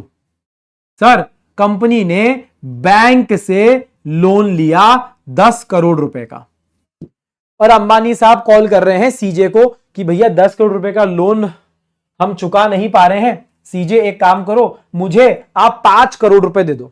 सीजे ने बोला अरे अरे अरे सर हम पढ़ के आए हैं सीजे से, हम खुद सीजे हैं, हम कानून पढ़ के आए हैं सर, कैसी बातें कर रहे हो? आप अलग हो, मैं अलग हूं, आपका लोन अलग है, मेरा लोन अलग है। आपने 10 करोड़ का लोन ले लिया तो मैं अपना घर बार बेच के आपको पैसे थोड़ी ना दूंगा। तो फिर अंबानी साहब ने बोला यार मैं भी नहीं दूंगा, मैं भी तो मेंबर हूं। हाँ तो सही बात है, मेंबर क्यों देगा कंपनी के लोन के पैसे? कुछ तो देगा कि नहीं देगा? हाँ, कितना देगा? जितना प्रॉमिस किया था। हमने कितना प्रॉमिस किया था कि हम 10 लाख रुपए देंगे टोटल, हमने कितना दे दिया? 6 लाख रुपए हमने दे दिया। कितने देने बचे हैं? तो मेरी लायबिलिटी कितनी हुई? लिमिटेड। लिमिटेड लायबिलिटी है, मेंबर्स की लायबिलिटी लिमिटेड होती है। हां, तो वो कंपनी का लोन कितना ही हो, मैं कितना पैसा दूंगा। अब सुनना, मैं इसके लिए अच्छा लीगल शब्द लिखने वाला हूं। मेरी लायबिलिटी लिमिटेड है टू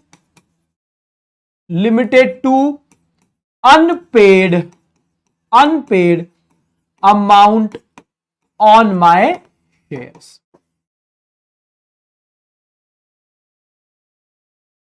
जितना पैसा अनपेड है, मैंने नहीं दिया है, 4 लाख रुपए, वो मैं इनको दूंगा। मैं बोलूंगा 10 करोड़ का तो नहीं पता, आप मुझसे 4 लाख रुपए ले लो। ठीक है, बचे हुए आपके 9 करोड़ 60 लाख। 9 करोड़ 60 लाख आपको जो करना है करो, मुझे नहीं पता। मेरे 4 लाख रुपए आप ले लो और काम खत्म करो। नॉट 96, सॉरी, ठीक है 9 करोड़ 96 लाख आपको जहां से करना है करो, 4 लाख रुपए आप मुझसे ले लो, मेरा काम खत्म हो गया। इसे बोलते हैं लिमिटेड लायबिलिटी। इसीलिए क्यों समझा रहा हूं मैं आपको, 2 तरीके की कंपनीज होती है बेटा। एक कंपनी होती है जो लिमिटेड नेचर की होती है, और एक कंपनी होती है जो अनलिमिटेड नेचर की होती है। जो अनलिमिटेड कंपनी होती है उसके मेंबर्स की लायबिलिटी भी अनलिमिटेड होती है, और जो लिमिटेड कंपनी होती है उसके मेंबर्स की लायबिलिटी भी लिमिटेड होती है। मतलब सर नाम कंपनी का लिमिटेड या अनलिमिटेड है, हां, पर लायबिलिटी किसकी बात हो रही है? मेंबर्स की बात हो रही है। तो 2 टाइप्स ऑफ कंपनीज तो मैंने आपको शुरुआत में एक्सप्लेन कर दी, लिमिटेड और अनलिमिटेड कंपनी। अब मेरी बात समझ जाना, सारी कंपनी की शेयर्स कैपिटल, मतलब शेयर्स के फॉर्म में कैपिटल हो, यह जरूरी नहीं है। सारी कंपनीज शेयर इशू करे, यह जरूरी नहीं है। सर ऐसा क्यों बोल रहे हो? मैं आपको बताता हूं। सुनो, 2 कंपनीज है, there are 2 companies, okay, there are 2 company, Jio and Tata.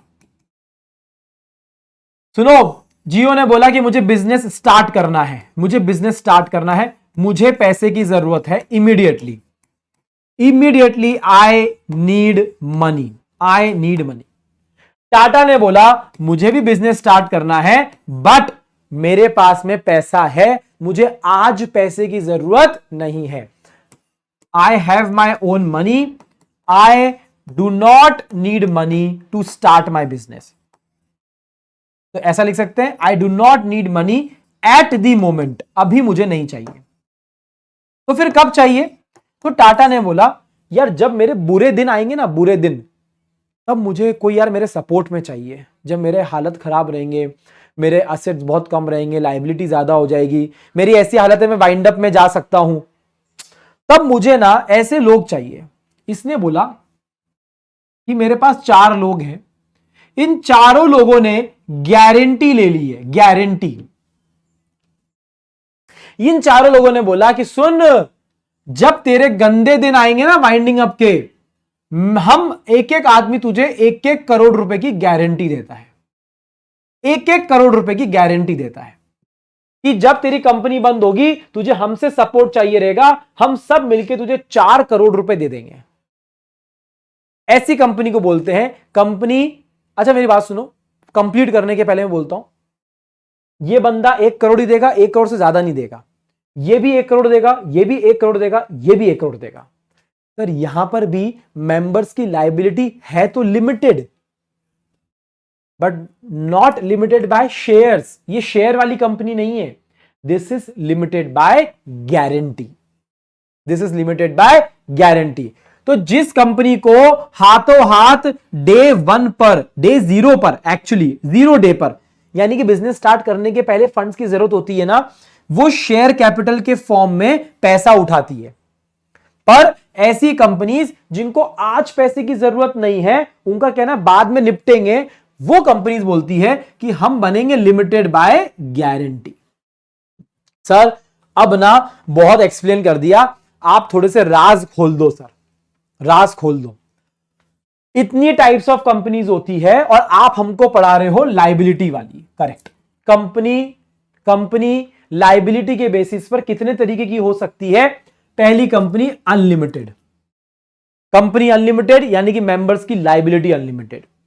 कुछ कंपनीज होती है लिमिटेड बाय शेयर्स, कुछ होती है लिमिटेड बाय गारंटी, और कुछ कंपनीज होती है जो limited by both, limited by both. मतलब it's a combination of guarantee as well as shares. Simple सी बात है। सर फाइनली कंपनी, हमने बहुत नाम सुना है sir, public company, private company, 1 person company. Sir क्या है, बताएंगे क्या? बिल्कुल बताएंगे, आ जाओ फटाफट सुनो। ये सब कुछ पढ़ाऊंगा ना, टाइप्स ऑफ कंपनीज कंप्लीट हो जाएगा ना, टाइप्स ऑफ कंपनी के बाद में फटाफट मैं आपको बताऊंगा कंपनी को इनकॉर्पोरेट कैसे करते हैं, और ये आपका लेक्चर खत्म हो जाएगा बस। क्योंकि पूरे चैप्टर में हमने क्या देख लिया होगा? हमने देख लिया कि कंपनी का एक्ट क्या है, कितना पुराना है, कंपनी क्या है, कंपनी के फीचर्स क्या है, कंपनी पैसा कैसे रेस करती है, टाइप्स ऑफ शेयर कैपिटल क्या है वो हम देख चुके हैं, एंड टाइप्स ऑफ कंपनीज भी हम लोग देख चुके होंगे। और फिर हम करेंगे उसको इनकॉर्पोरेट की प्रोसेस देखेंगे, जो बहुत सिंपल है, एक बार में मैं आपको बता दूंगा और आपका ये लेक्चर खत्म हो जाएगा। Let's start. चलिए, तो अब आपको आइडिया लग चुका है, ठीक है, कि लिमिटेड लायबिलिटी मतलब मेंबर्स की लायबिलिटी लिमिटेड है। इसको मैंने सिंपल किया है, कंपनी के डेट्स कंपनी के हैं, वो मेंबर के डेट्स नहीं बनते, यानी कि शेयर होल्डर के डेट्स नहीं बनते, कंपनी के डेट्स अलग है। मेंबर्स की जो लायबिलिटी रहेगी वो लिमिटेड रहेगी। कितनी रहेगी? जितने शेयर्स वो होल्ड करते हैं उतनी रहेगी।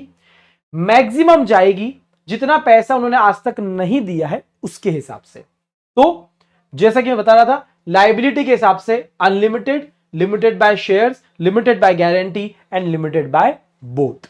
ये आपको समझ में आ गया। अब देखते हैं मेंबर्स के हिसाब से प्राइवेट कंपनी कौन सी होती है, पब्लिक कंपनी कौन सी होती है। सुनना, मैंने डेफिनेशन को बनाया है PPR लिमिटेड, मतलब प्राइवेट। प्राइवेट कंपनी वो कंपनी है जिसमें मिनिमम 2 मेंबर्स होने चाहिए और मैक्सिमम इसमें 200 मेंबर्स होने चाहिए। मैं एकदम शॉर्ट में रख रहा हूं आप लोगों के लिए। सर मेंबर से मतलब जिन लोगों से आपने पैसा लिया है, जो लोग आपके बिजनेस में हिस्सेदार हैं, उनकी बात करी जा रही है। प्राइवेट कंपनी 200 लोगों से ही पैसा ले सकती है, फंड्स को रेज कर सकती है, क्योंकि वो प्राइवेट है। इसलिए डबल पी स्टैंड होता है कि प्राइवेट कंपनी कभी भी पब्लिक से एट लार्ज, पूरी पब्लिक से ओपन पैसा नहीं मांग सकती। वो इंडिविजुअल ऐसे सेपरेट 200 लोगों से पैसा ले सकती है, पर पब्लिक से पैसा लेना प्रोहिबिटेड है, यानी कि PP, public prohibited. Restriction, private company के जो मेंबर्स हैं वो शेयर्स को ट्रांसफर कर तो सकते हैं, पर रेस्ट्रिक्शन के साथ में कर सकते हैं, ओपनली नहीं कर सकते, जैसे पब्लिक कंपनी, बताऊंगा आगे। और लिम यानी लिमिटेड, कि मेंबर्स यहां पर लिमिटेड होते हैं। 1 पर्सन कंपनी में 1 मेंबर मिनिमम, प्राइवेट में 2 मेंबर्स मिनिमम, और मैक्सिमम 200 मेंबर्स ही हो सकते हैं। इसके ऑपोजिट अगर आप देखोगे तो पब्लिक कंपनी कौन है? जो प्राइवेट कंपनी नहीं है, जिसके ऊपर कोई भी रेस्ट्रिक्शन नहीं है, मतलब डबल पी वाला रेस्ट्रिक्शन है नहीं है, पब्लिक कंपनी का नाम ही पब्लिक है, ये पब्लिक से पैसा खुले आम तरीके से ले सकती है, जितने लोगों से पूरे हिंदुस्तान से पैसा ले सकती है, कोई दिक्कत की बात नहीं है। इनके शेयर्स भी फ्रीली ट्रांसफरेबल है। वहां पर आर था, यहां पर आर भी नहीं है। सुनना, यहां पर मैक्सिमम नंबर ऑफ मेंबर्स पे कोई लिमिट नहीं है, आपके कितने भी मेंबर्स हो सकते हैं, क्योंकि आप पूरी पब्लिक से एट लार्ज पैसा ले रहे हो ना, कोई दिक्कत की बात नहीं है। मतलब इनके पास में लिमिटेशन भी नहीं है। ये डबल पी आर लिमिटेड की उल्टी है, यानी कि ये पब्लिक कंपनी है। यहां पर मिनिमम मेंबर्स चाहिए 7 और मैक्सिमम की कोई लिमिट नहीं है। मिनिमम कैपिटल की भी कोई लिमिट नहीं है कि इतनी कैपिटल के साथ में आपको शुरुआत करना है, नथिंग। यह हुआ आपका प्राइवेट कंपनी और पब्लिक कंपनी। 2 तरीके की कंपनी है बेटा, एक है 1 पर्सन कंपनी और एक है स्मॉल कंपनी। सुनना, 1 पर्सन कंपनी भी एक तरीके की प्राइवेट कंपनी है और यह भी एक तरीके की प्राइवेट कंपनी है। इसको बोल सकते हैं type of private company, correct sir. 1 person company मतलब एक ही मेंबर है। क्या बात कर रहे हो sir? Only 1 member? Yes, only 1 member. Sir, ये जो 1 पर्सन कंपनी है ये प्राइवेट कंपनी जैसी है? हां, सारी की सारी ओपीसी प्राइवेट होती है, पर सारी की सारी प्राइवेट ओपीसी नहीं होती है। तेरी कंपनी क्यों बनाई? अरे यार, एक अकेला आदमी बिजनेस करना चाहता है और कंपनी जैसा रहना भी चाहता है, कंपनी जैसे कंप्लायंस भी करना चाहता है, तो करे ना। सर, क्या इसके पास भी सेपरेट लीगल एंटिटी है? क्योंकि कंपनी है। लिमिटेड लायबिलिटी है? सर, एक ही मेंबर है तो भी? हां, मेंबर की लायबिलिटी अलग, कंपनी की लायबिलिटी अलग। सर, क्या ये छोटे छोटे एंटरप्रेन्योर्स को, छोटे छोटे लोग जो बिजनेस करना चाहते हैं, उनको कंपनी बनाने की ताकत देगी? इसका नेचर प्राइवेट कंपनी का ही है, पर यहां पर मेंबर एक है। बहुत ही बढ़िया सर, बहुत ही बढ़िया। 1 पर्सन मेंबर कंपनी बन सकती, हमको नहीं पता था सर। पर सर सुनो ना, अगर इस बंदे को कुछ हो गया तो उसके लिए हमने बनाया नॉमिनी को। नॉमिनी मतलब सर, अगर ये 1 पर्सन मेंबर जो अकेला पर्सन है ना, अगर ये मर गया तो, अगर ये कॉन्ट्रैक्ट करने लायक नहीं रहा, मतलब इनकैपेसिटी आ गई तो सर हम क्या करेंगे? उसके सपोर्ट में एक और मेंबर रखेंगे, उसको नॉमिनी बोलेंगे, उससे लिखवा के ले लेंगे कि भैया तू तेरी कंसेंट दे दे, और तू अगर जाना चाहता है, अपनी कंसेंट को विड्रॉ करना चाहता है तो भी तू कर सकता है। अगर तू नहीं रहना चाहता है तो हमको बोल देना, हम किसी और को नॉमिनी बना देंगे तेरी जगह। मतलब 1 पर्सन कंपनी में नॉमिनी होना अति आवश्यक है। सर, 1 पर्सन कंपनी को फॉर्म करने के लिए क्या है? देखो, ऐसा फॉर्म दिखेगा आपको 1 पर्सन कंपनी का कंसेंट फॉर्म, नॉमिनी का कंसेंट फॉर्म आपको लगता है इस तरीके का। ठीक है सर, ये 1 पर्सन कंपनी का मेंबर कौन बन सकता है, नॉमिनी कौन बन सकता है? 2 कंडीशन है बेटा। आपको एक तो नेचुरल पर्सन होना पड़ेगा और इंडियन सिटीजन होना पड़ेगा। ये 2 कंडीशन आपको जरूरी है। मतलब सर, अगर मैं एक नेचुरल पर्सन हूं और मैं इंडिया का सिटीजन हूं तो मैं मेंबर बन सकता हूं, नॉमिनी बन सकता हूं। सर मैं रेसिडेंट नहीं हूं, रेसिडेंट ऑफ इंडिया नहीं हूं। रेसिडेंट ऑफ इंडिया मतलब देश में 120 दिन से ज्यादा रहना पड़ता है रेसिडेंट कहलाने के लिए। सर अगर मैं 120 दिन नहीं रहा अपने देश में तो भी क्या मैं नॉमिनी और मेंबर बन सकता हूं? बन सकते हो। यहां पर शब्द बेटा और अदरवाइज, और अदरवाइज, ठीक है। वेदर रेसिडेंट और not resident, but if you are a natural person and Indian citizen you can become a member and a nominee, ठीक है। सो ये 1% कंपनी है बेटा। 1% कंपनी सिंपल है, एक ही पर्सन की कंपनी होती है और ये जो मेंबर है, ये जो नॉमिनी है, ये एक समय पर, क्या बोला मैंने, एक समय पर एक ही ओपीसी में मेंबर ओनली, लिख देता हूं मैं, ओनली वन ओपीसी में मेंबर या नॉमिनी हो सकते हैं, एक से ज्यादा में नहीं हो सकते हैं, नहीं हो सकते हैं, ठीक है। सिंपल सा कॉन्सेप्ट है। चल अगला क्या था ऊपर, मैं आपको बताऊं, स्मॉल कंपनी। सर नाम में लिखा है स्मॉल, ये ना ऐसी छोटी छोटी कंपनीज है। मतलब सर स्मॉल कंपनी क्यों बनाई? अरे यार कंपनी है तो सही, बिजनेस कम है। कैसे पता बिजनेस कम है? देखो ना, दो चीजें हैं, एक तो पेड अप शेयर कैपिटल है ना, और उसके साथ में टर्नओवर। इनकी जो शेयर कैपिटल है ना, शेयर कैपिटल जो है ना वो 4 करोड़ से कम है, 4 करोड़ से कम है, और इनका टर्नओवर ना 40 करोड़ से कम है। तो सर ऐसी कंपनीज जिनका टर्नओवर और जिनकी पेड अप शेयर कैपिटल दोनों, sir both the conditions, both the conditions आपको फुलफिल करनी पड़ेगी। अगर आप दोनों कंडीशन फुलफिल कर देते हो you will fall in the category of small company. Very simple, very simple, ठीक है। चलो तो सर 2 मिनट, आप हमको टाइप्स ऑफ कंपनी सिखा रहे हो ना? हाँ, तो देखो अपनी टेबल पे आ जाओ। ये हो गया लायबिलिटी के हिसाब से, मेंबर के हिसाब से हो गया, कंट्रोल के हिसाब से। एक होती है होल्डिंग कंपनी, एक होती है सब्सिडरी कंपनी, एक होती है एसोसिएट कंपनी। सर बता देते हैं, लिस्टिंग तो देखने की जरूरत नहीं बेटा, जो स्टॉक एक्सचेंज पे लिस्टेड हो वो लिस्टेड, जो नहीं हो वो अनलिस्टेड, सिंपल सी बात है, ठीक है। मैं आपको बताता हूं होल्डिंग, सब्सिडरी और एसोसिएट कंपनी। आ जाओ सर, एक कंपनी अगर दूसरी कंपनी के ऊपर कंट्रोल करती है, क्या बोला, कंट्रोल करती है। अगर एक कंपनी दूसरी कंपनी के ऊपर कंट्रोल करती है, वो कंट्रोल कैसा है? वो कंट्रोल है 50% से ज्यादा, 50% से ज्यादा।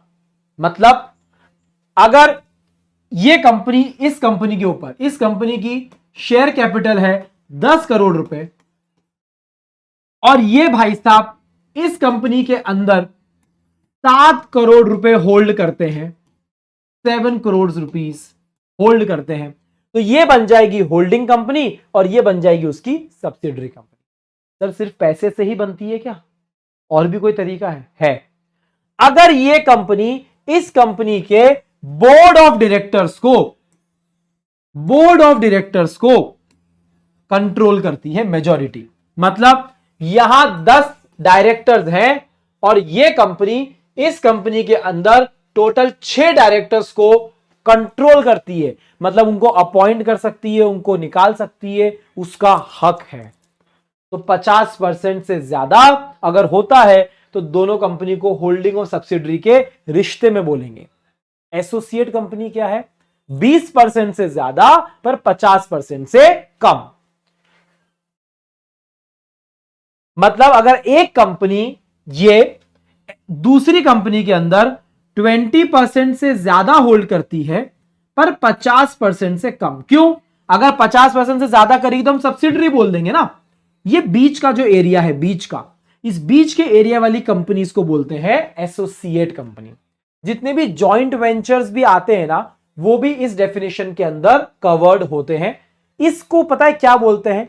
Significant influence. सिग्निफिकेंट इन्फ्लुएंस मतलब एक कंपनी दूसरी कंपनी में सिग्निफिकेंट मतलब अच्छा खासा, इन्फ्लुएंस यानी कि उसका, इसकी काम करने के तरीके पे, इसके डिसीजंस पे, इसके वोटिंग पावर पे 20% से ज्यादा पर 50% से कम का इंफ्लुएंस है, तो इसे बोलते हैं होल्डिंग, सब्सिडरी और एसोसिएट कंपनीज। ठीक है, अभी टाइप्स ऑफ कंपनीज है बेटा, एक लास्ट सेगमेंट है, ठीक है, जो मैं आपको शॉर्ट में समझा देता हूं, वो है other, foreign company, government company और सेक्शन 8 कंपनी। ठीक है, देखो सुनो मेरी बात।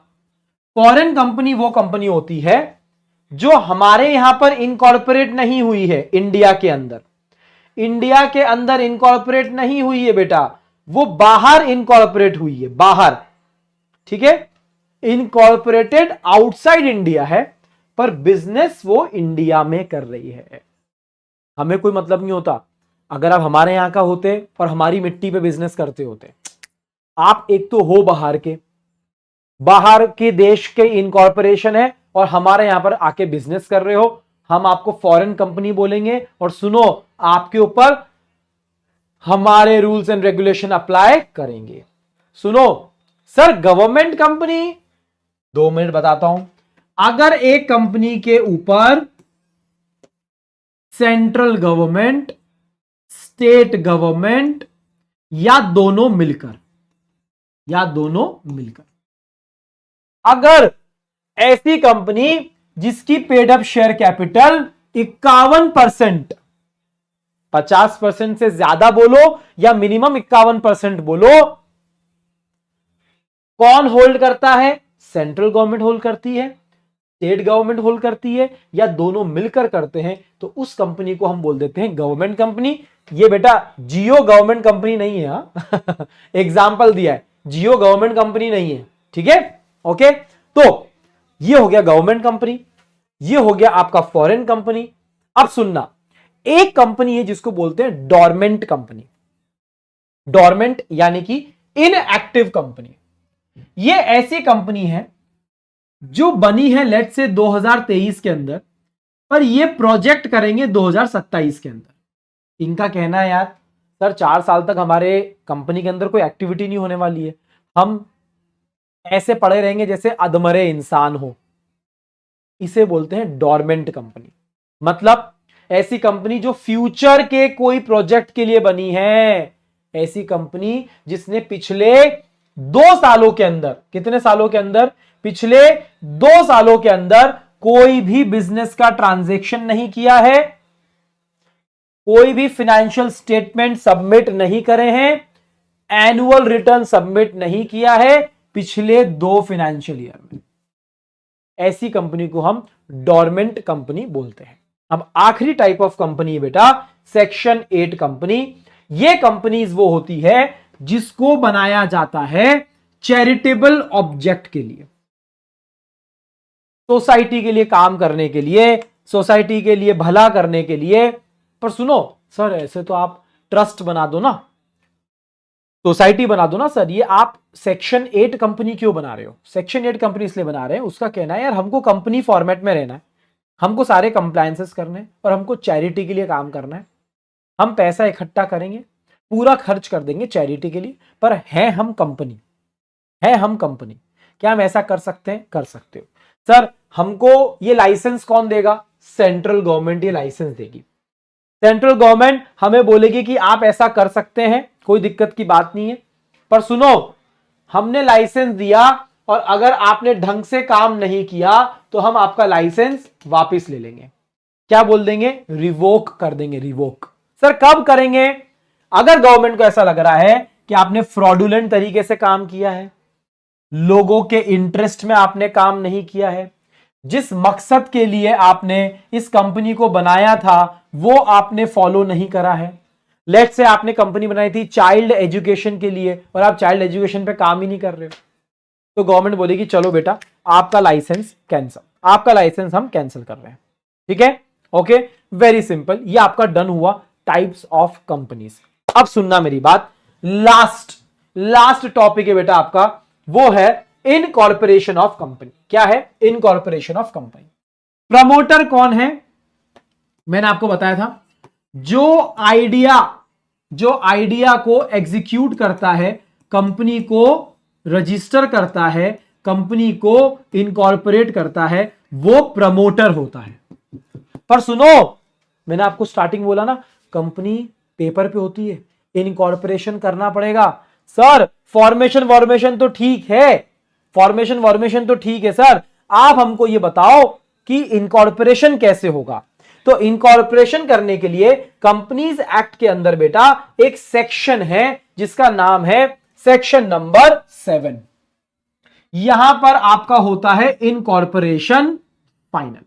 मतलब कंपनी को, अगर मुझे किसी भी कंपनी को बनाना है तो मुझे क्या करना पड़ेगा, आपको कंपनी बनाने के लिए एक प्रोसेस को फॉलो करना पड़ेगा जो सेक्शन नंबर 7 के अंदर दिया गया है।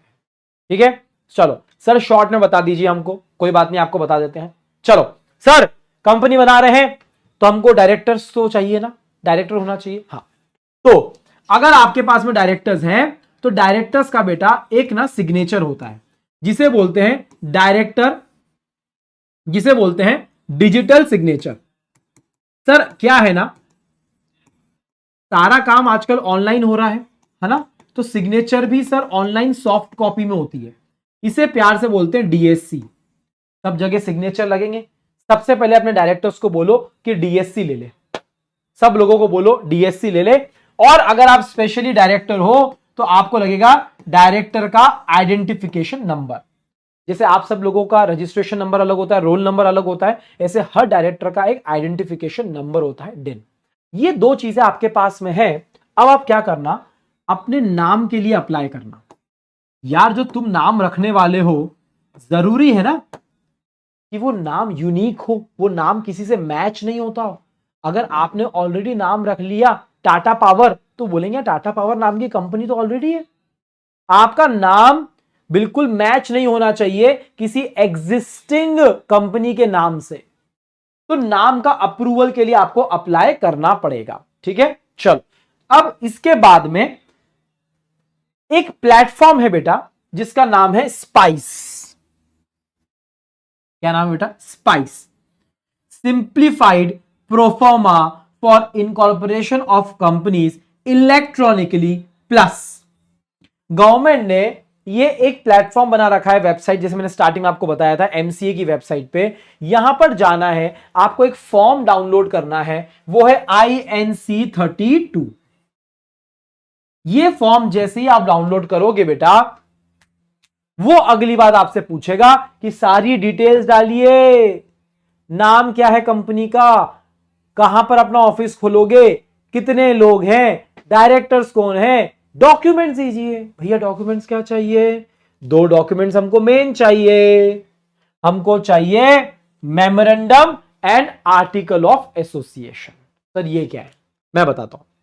मेमोरेंडम बताता है कंपनी के बेसिक्स के बारे में, यानी कि कंपनी कौन है। देखो पहले फॉर्म दिखाता हूं मैं आपको, देखो ये देखो ऐसा फॉर्म है बेटा, ये आपको दिखेगा, simplified proforma for incorporating company electronically. आपसे सारी डिटेल्स यहां पर मांगी जाएगी, आपको 1 बाय 1 आपको सिलेक्ट करना है। जैसे आप पब्लिक कंपनी के लिए अप्लाई कर रहे हो, प्राइवेट के लिए कर रहे हो, कि 1% कंपनी के लिए कर रहे हो, आप गवर्नमेंट कंपनी हो, आप गवर्नमेंट कंपनी नहीं हो, ये सारी चीजें आपको एक एक करके बतानी पड़ेगी। ठीक है, ओके।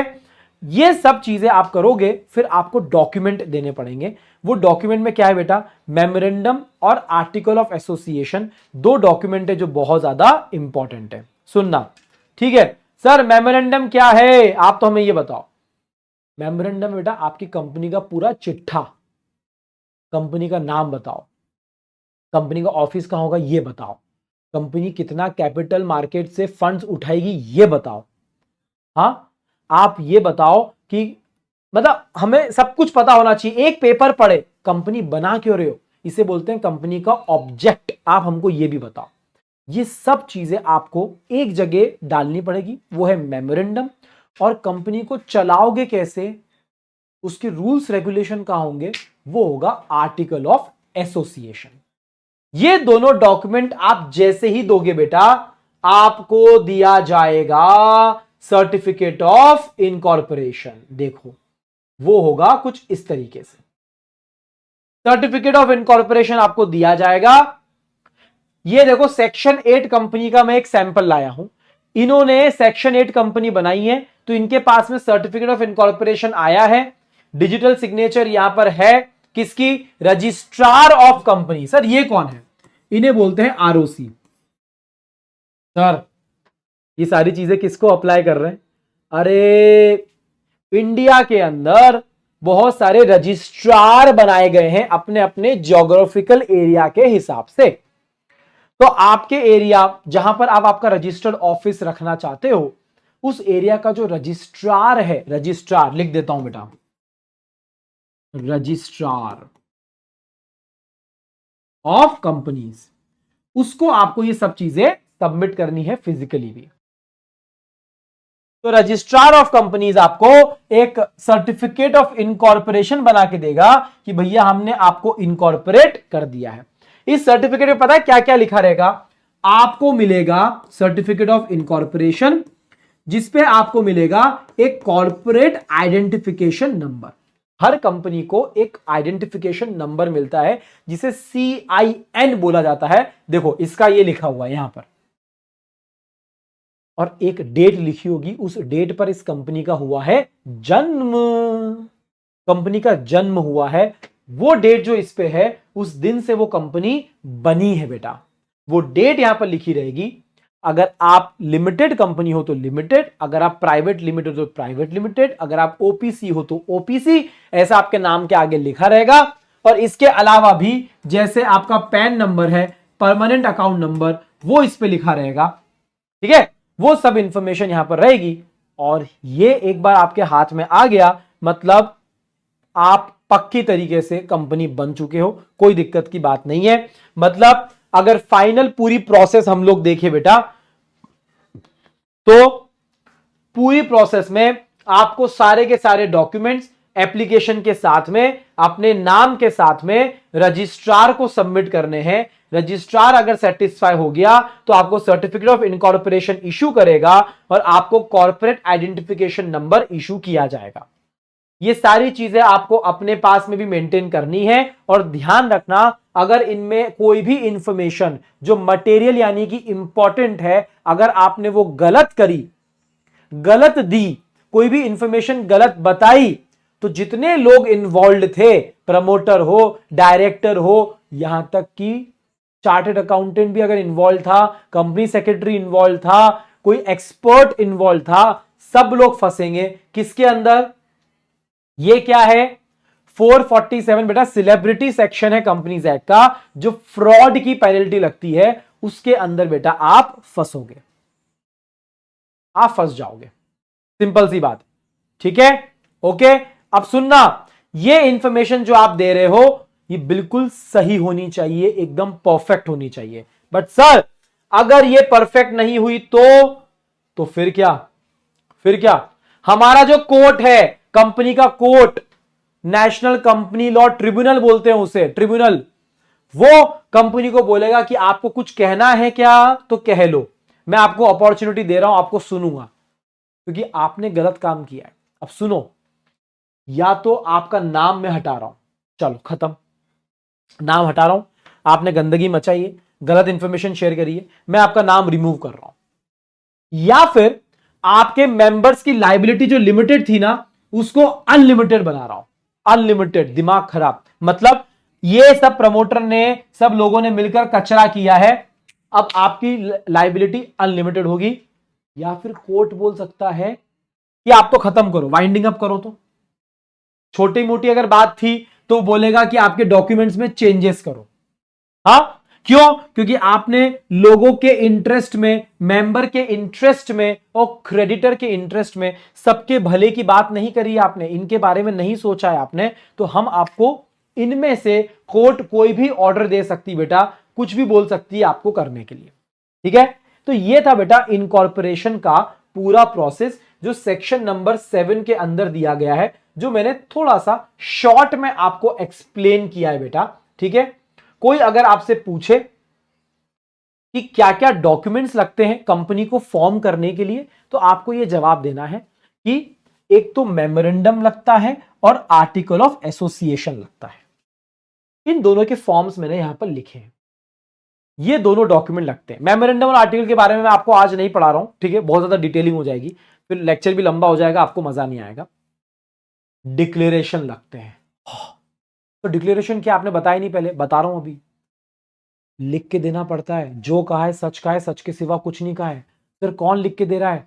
सारे लोग, जो प्रोफेशनल्स इकट्ठे हैं ना, हुए हैं, chartered accountant, company secretary, expert, जो भी प्रोफेशनल है ना, वो भी लिख के दे रहा है कि सारी इंफॉर्मेशन सही है। और जितने मेंबर्स है ना, जिन्होंने पहली दफा सिग्नेचर करा है मेमोरेंडम के ऊपर कि सुनो हम ये कंपनी बना रहे हैं, हम ये डिटेल्स दे रहे हैं, हम इसलिए कंपनी बना रहे हैं, और मैं प्रमोटर हूं और मैं डायरेक्टर हूं, वो सब भी लिख के दे रहे हैं कि हमने सारी चीजें सही बताई है और सब चीजों को फॉलो किया है।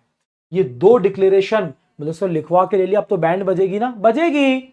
अगर कुछ भी गलत हुआ, आपसे लिखवा के ले लिया है किसने? आरओसी ने। एड्रेस जो आपका प्रपोज्ड है, और आपके सारे लोग जो सब्सक्राइबर्स हैं, यानी जिन्होंने शेयर्स खरीदे हैं, एक भी शेयर खरीदा हो ना तो सब्सक्राइबर है। शुरुआत में ही जो 10 लोग इकट्ठे हुए ना, 10 ने 10 शेयर खरीदे, साइन करके सिग्नेचर ले लो। उनकी सारी डिटेल्स चाहिए, डायरेक्टर की, सब्सक्राइबर की, सबकी। उनसे लिखवा के ले लो कि भैया हमने जो इंफॉर्मेशन दी है सच दी है, सच के सिवा हमने कुछ भी नहीं दी है। आगे बात समझ में? तो ये है आपके डॉक्यूमेंट्स। ये सारे डॉक्यूमेंट इकट्ठे करके दे दो, ठीक है, आपका रजिस्ट्रेशन हो जाएगा। और इसी के साथ में रजिस्ट्रेशन की प्रोसेस भी खत्म होती है, यानी कि इनकॉर्पोरेशन भी खत्म होता है। मैंने जो जो वादे किए थे आपसे वो मैंने पूरे कर दिए हैं। चैप्टर और एक्ट के बारे में हमने पढ़ लिया, कंपनी के बारे में पढ़ लिया, फीचर समझ लिए, capital, share, types of share capital, types of companies और इनकॉर्पोरेशन ऑफ कंपनी, ये भी हमारा यहां पर कंप्लीट हो गया है। आई होप आपको मजा आया होगा, ठीक है। इतनी शानदार पढ़ाई हम लोगों ने करी है, और मेरा तो ये कहना है कि आपके मन में उत्सुकता जगी होगी कि आखिरकार ये कंपनी होती क्या है, वो आपको समझ में आया होगा। मेरा मेन उद्देश्य तो वो ये है, और दूसरा उद्देश्य मेरा ये है कि इन लेक्चर को आप देख के ना आपको थोड़ा सा ट्रायल मिल जाए। यार इतना टफ भी नहीं है बिजनेस लॉज, यार यही सिलेबस में है क्या? आप बात नहीं मानोगे, मैंने आपको 70 से 80% चैप्टर पढ़ा दिया है सच्ची में, इतनी सी देर में, और इतना इजी है। तो हमारे बस की बात है। मैं यही चाहता हूं आपका जो सपना है वो हकीकत में कन्वर्ट हो। आप जो सोच रहे हो, आप जो कंफ्यूज्ड हो, आपका माइंड क्लियर हो कि यार सीए के लिए हम बने हैं और हमारे लिए सीए बना है। ठीक है गाइस, तो this is it for this lecture. I hope to see you in the next video as well. अपनी क्यूरियोसिटी को बढ़ा के रखो, और अगर एंड तक आप लोग यहां पर रुके हो तो you are amazing, you are amazing. अगर इस वीडियो के एंड तक आप पहुंचे हो तो आई थिंक आपने अच्छे से पढ़ाई करी है, आपके अंदर जुनून है, और वो कानून का जुनून भी है, और अपना करियर सेट करने का जुनून भी है। So this is it from my side, this is CJ signing off. See you in the next video, तब तक के लिए thank you, bye bye and take care.